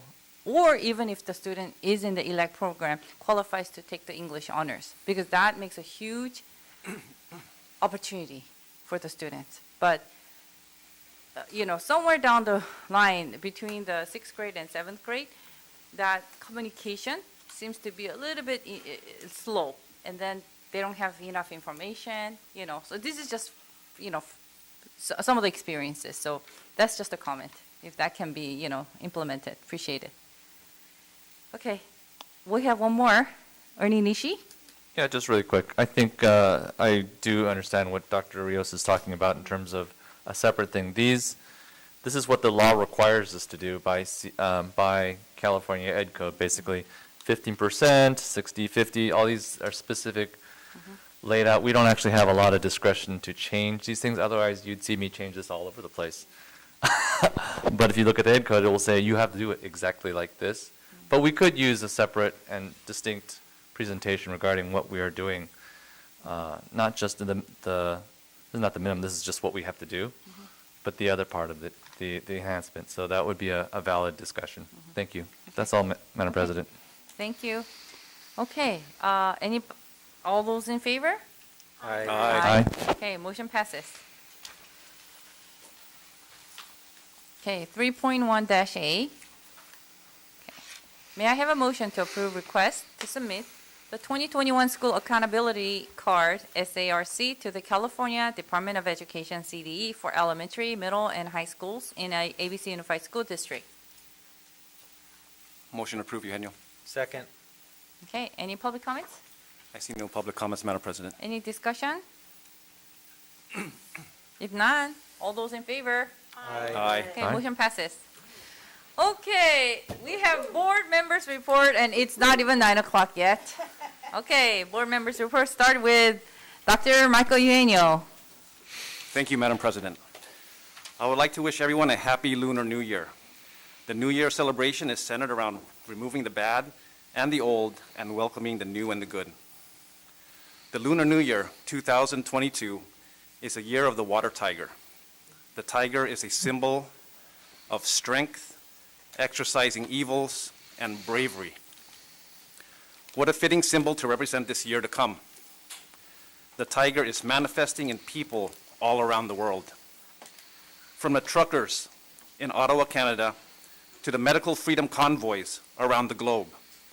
The tiger is manifesting. From U.S. airline workers to frontline medical staff, law enforcement, and fire, advocating for medical freedoms. The tiger is manifesting. From parents in school districts across the nation to our very own parent students of our district, advocating for medical rights. The tiger is manifesting. Bravery allows us to overcome our inhibitions, our inner fears, and gives us strength to do what we feel is right, irrespective of social disapproval and other forms of backlash. To the parents and students of our district advocating for medical rights, I say, be watchful, stand fast in the faith, be strong, and most of all, be brave. May God bless you all and keep you well. Madam President. Thank you, Dr. Eugenio. Next, we have Dr. Rios. I guess I'm on a roll today. Again, a statement. I don't know about you, but I was pretty bothered with our presentation today. I welcome our teachers, and I find it unfortunate that they had to yet again find the time on a school night to come and try to convince us of something that, I mean, I don't know about the rest of my fellow colleagues, but I don't need convincing. The time for equity and pay is now. I do recognize that we had talked about, like, you know, it was pointed out that we were going to agendize this item. I know when we try to push for things, there's always pushback. And time again, it has come to, you know, I can go into details, but I won't, of times that, you know, staff and other people tell us that this can't be done or it's not done in other districts, but we know it is. And so I like to join on their advocacy for equity and pay, to do what is right and to show them that we value. We talk about CTE all the time. We value it. I have voiced my own personal advocacy, given that my daughter's now a producer in an area that she learned to love through a CTE program. It is of high value to all of our students. So again, I ask my colleagues, I ask respectfully our board president to move forward in this area and do right by our teachers. Thank you. Okay, next we have Board Member Chris Apodaca. Thank you, Madam President. So I'd like to, at some point, I know that the holidays are over, can we please, for the board, get an update on the status of the salaries for MHPs, as well as our recruiting and retention, where we're at with that, especially right now, and as well as I know that these things can't be, in some cases, can't be commented on publicly because they're already in the works, but just something for the board by next board meeting, as well as the status of the CTE conversation, if we can get that as well. Also, I wanted to promote Mary Bragg's Green Team. They're raising funds, or they're selling fruit tree saplings for $20 each, and they have 3 different types of saplings you can choose from. They're trying to offset their carbon footprint. They'll even come out and plant it for you, COVID-wise, safety-wise. But you can go to marybragggreenteam.org, or you can just Google Mary Bragg Green Team, and you can order them online, and you can go pick them up, or they'll plant them for you. So, they also make good Valentine's Day gifts, a tree like your love will bloom, I don't know. So proud of them for making that effort and reaching out to the board to let us know what they're doing. That's all I have. Thank you, Madam President. Thank you. Next, we have Board Member Vice President Brad Beach. Thank you, Madam President. I'd like to first wish everybody a happy Lunar New Year. I also hope that the CT report is coming soon. I know staff has reported that they're continuing to work on it. Hopefully it can be ready by next meeting.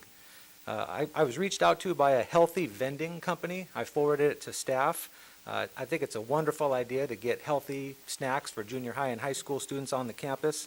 Certainly we would go out to bid. I don't know anything personally about this company, but I just like the idea. Hopefully that's something we could look into. I got a wonderful thank you card. It was actually an art piece from Mary Bragg students because I purchased a tree from them, and I know Whitney is also selling trees right now. So for those of you in the community, something nice to do. It's fairly inexpensive, and it'll help the environment. I wanted to end today with addressing the few Senate bills that have been brought up recently. Senate Bill 866, which would change the vaccine consent so a 12-year-old could consent on their own without parental involvement to get a vaccine, and also Senate Bill 871, which would mandate vaccines for all K through 12 students. We all know the percentages of 5-year-olds that are vaccinated in this district. It's very low. It's about 30% or less. And thinking about our communities that go to schools here, it would, in my opinion, negatively affect certain communities more than others. And I think this board should look at this. I'll be proposing something to you, Madam President, in the coming weeks, and hopefully this board can take a look at that. Thank you very much. Thank you. Thank you, Vice President Beach. Next, we have Board Member Sophia Say. Thank you, President. I do want to talk a little about CTE. I want to remind my colleague here again, this is I believe that, correct me if I'm wrong, okay, Antoine, this is kind of like negotiation. There's some process that we must be followed at the school, right? Am I right, the district? Thank you for the question. It's not kind of, it is part of I negotiation. just want to be polite, and there's please, a to say process that. we must follow. Otherwise, we'll be in trouble. Yeah, I like to remind our board member, I know sometimes we do talk to the teacher come to us and, say something about it, and we will say, we'll put agenda. We must speak carefully. It's our position here. We all good because we are local residents, and we are to remember our role in this position, sitting in here, and we need to work with the staff. And again, I respect the teachers here today, the CT, because I taught the class, similar class, technology classes, LV and other things. It's not really like so-called teacher. And I know the pays are different, but I'm asking tonight the staff do take a look into the, consideration that negotiation and the process must be followed, but also search around the local, how other districts practicing. Yeah, okay, I really appreciate it. So before I come tonight, the board meeting, I did my own COVID testing, the rapid testing. It shows negative, and I feel very comfortable to come here. I get a little bit worried too, and I can see how parents, because one time I was exposed to somebody who was next to me, was positive, called me, and I was babysitting 2 years old and 22-month-old small baby at home, and my husband's a cancer person before. So I'm worried about that. So I'm looking for the tests. I went through all the things that parent went through, especially it was weekend. I was notified on Sunday night. So from now on, I always do the test before I go to the public area. So I want to protect not just myself, also to the people who participate today and meet with us. So I want to make sure the audience here that you are safe with me. Okay. I'm so glad the Vice President, Ms. Beach, talked about the mandate thing. I really appreciate you made an announcement here. It's not we're against the people who don't have shots and vaccine. It's a mandate. When it's mandate, it's not recommendation anymore. It's that you ought to have. I really appreciate it. And I keep watching the Omicron, and now it's BA2, so things go so fast. The transmission goes, you transmit it really fast, but how contagious, we don't know. People say, well, look, everybody's positive right now. A lot of people around us positive, but we're looking, what if there's one? What if the one that family member on the chemotherapy and they are in the high risk? So it's now we want to have shots, we'll protect the others. And hopefully all the people who are here, especially sitting in the dais here, do one test right before you come here. If it's a negative, then we're safe to sitting around, other than I had a nightmare one time before. So this is a lesson learned to me, and I hope the school also monitored that well too. Because what if we give the kid to the parents, and if they don't do it, how do we know they did or they did not? Even though we know the transmitted rate is high, but it's not that really sick. High risk. But still, there's a chance there. And I will give the test to the student, send it with the student. They're supposed to do 2 times a week. If they do 2 times a week, how do we know they really actually do it? Nobody monitored them. So we need to monitor on that piece. And hopefully, it goes, the rate's going to drop. I mean, I looked at right now, New York was high, but right now New York went down, and California's go up about 1.3% right now out of the 100 thing. So we still have to be careful, you know. But anyway, so I just giving thought, how do we monitor the student when they come back to school with the testing results? The last week I was invited by a local church and some of the parents from our district. They want to help our district, especially Nema's Nature Garden. And so we are working right now. Hopefully we can maintain the area very nicely when students come back and ready to use the arts, the nature garden. That's my end report. Thank you, President. Thank you. Thank you, Ms. A. Okay, I want to take this time to thank John Meng and Hui Tan. Oh, do you have a comment? I had a little comment. Okay. We I don't know what have happened. board member Ernie Nishi. Yes, thank you, Madam President. Sorry for not being so fast. Really quick, I got to go see a group called Community Advisory Committee. And this is a great group. Any parents who have children who have special needs or have an IEP or anything like that, they should really come to this meeting. I learned a lot. I didn't know that this thing existed, but it really helps. I think one parent came in there wondering, what am I doing here? But they came out of it with a lot of good information, I think, to help them with their children. And I think it's a great resource that the district provides for parents, and I think hopefully everybody can attend this thing. Second thing is CTE. Yes, it is an issue. We need to talk about it. As board members, we do have our opinions about these things, and they're public. And I think I stand with a lot of colleagues that our kids are important, and not all kids go to college, and what these people have talked about. We must keep an open mind with everything. That's what this open session is about. Last thing is, I think, Green Team, and that's also one of those things. It was like, I got it in the mail, it's a little piece of art, and I went to see them actually. I saw the tree planted at Bragg that they did, and it's kind of cool, because these little kids are going to see that tree grow, and it'll become this beautiful thing that will shade their whole community, and someday they're going to come back, and they'll see when they're in high school or college or have kids of their own attending Bragg's, is that I planted that tree. I was the change that made that happen. And I think those Bragg kids get to experience that. The ABC Foundation is also something where you can be a change in this world. You don't have to be elected to the ABC Foundation. They just need people to help. And you can be a change in every kid's life by helping them. And so I think that is kind of the hope of what we do here as a district. The new year is a time to bring hope and love and family and make the change that we want to see in our world. We're all here doing that, and I'm honored to be sitting here with you. Thank you, Madam President, for your leadership. Thank you. Thank you, Ernie Nishi. Okay, I'd like to take this time to recognize and appreciate John Meng and Hui Tan, parents of our ABC district, who donated 20,000 masks. And as you guys walk out to the left, you're going to see piles of boxes, and it was donated by the parents. And we really appreciate a parents' partnership in your time, donating your time and donating goods. Thank you very much. And finally, I do want to go back and reflect on how January was. This is February 1st. The whole month of January, we were in panic. I was calling the district office like almost every day, harassing Tuan, Dr. Zidlow, and Dr. Valencia and Scott Smith. Because how are we going to go through with, do we have the test? Do we have the mask? Do we have the protocols and dealing with the public?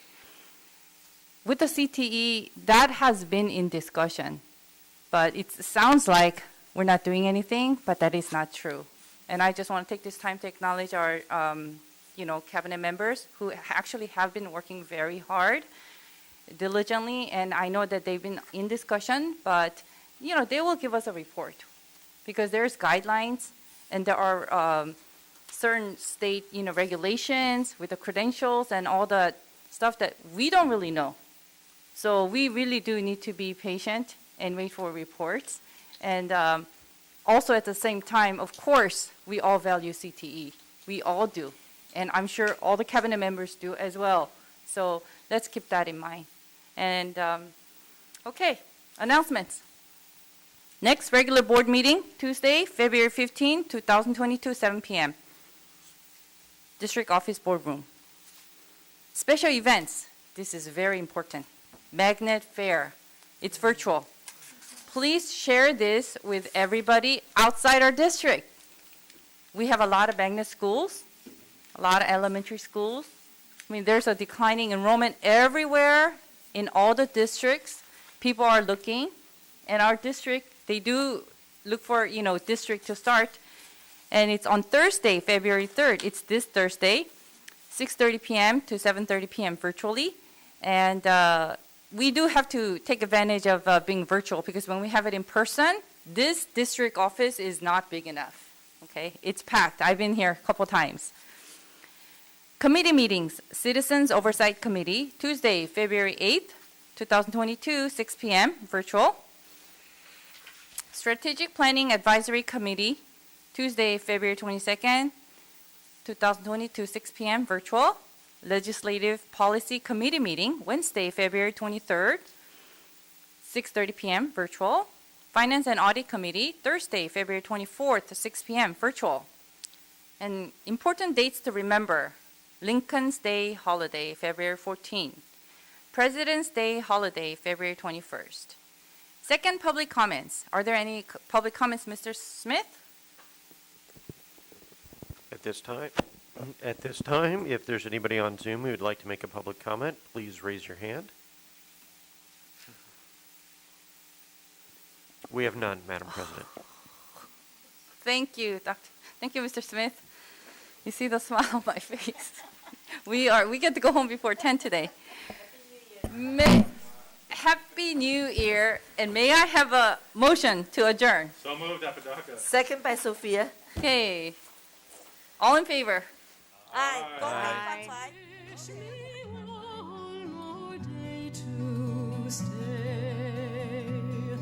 But since it falls into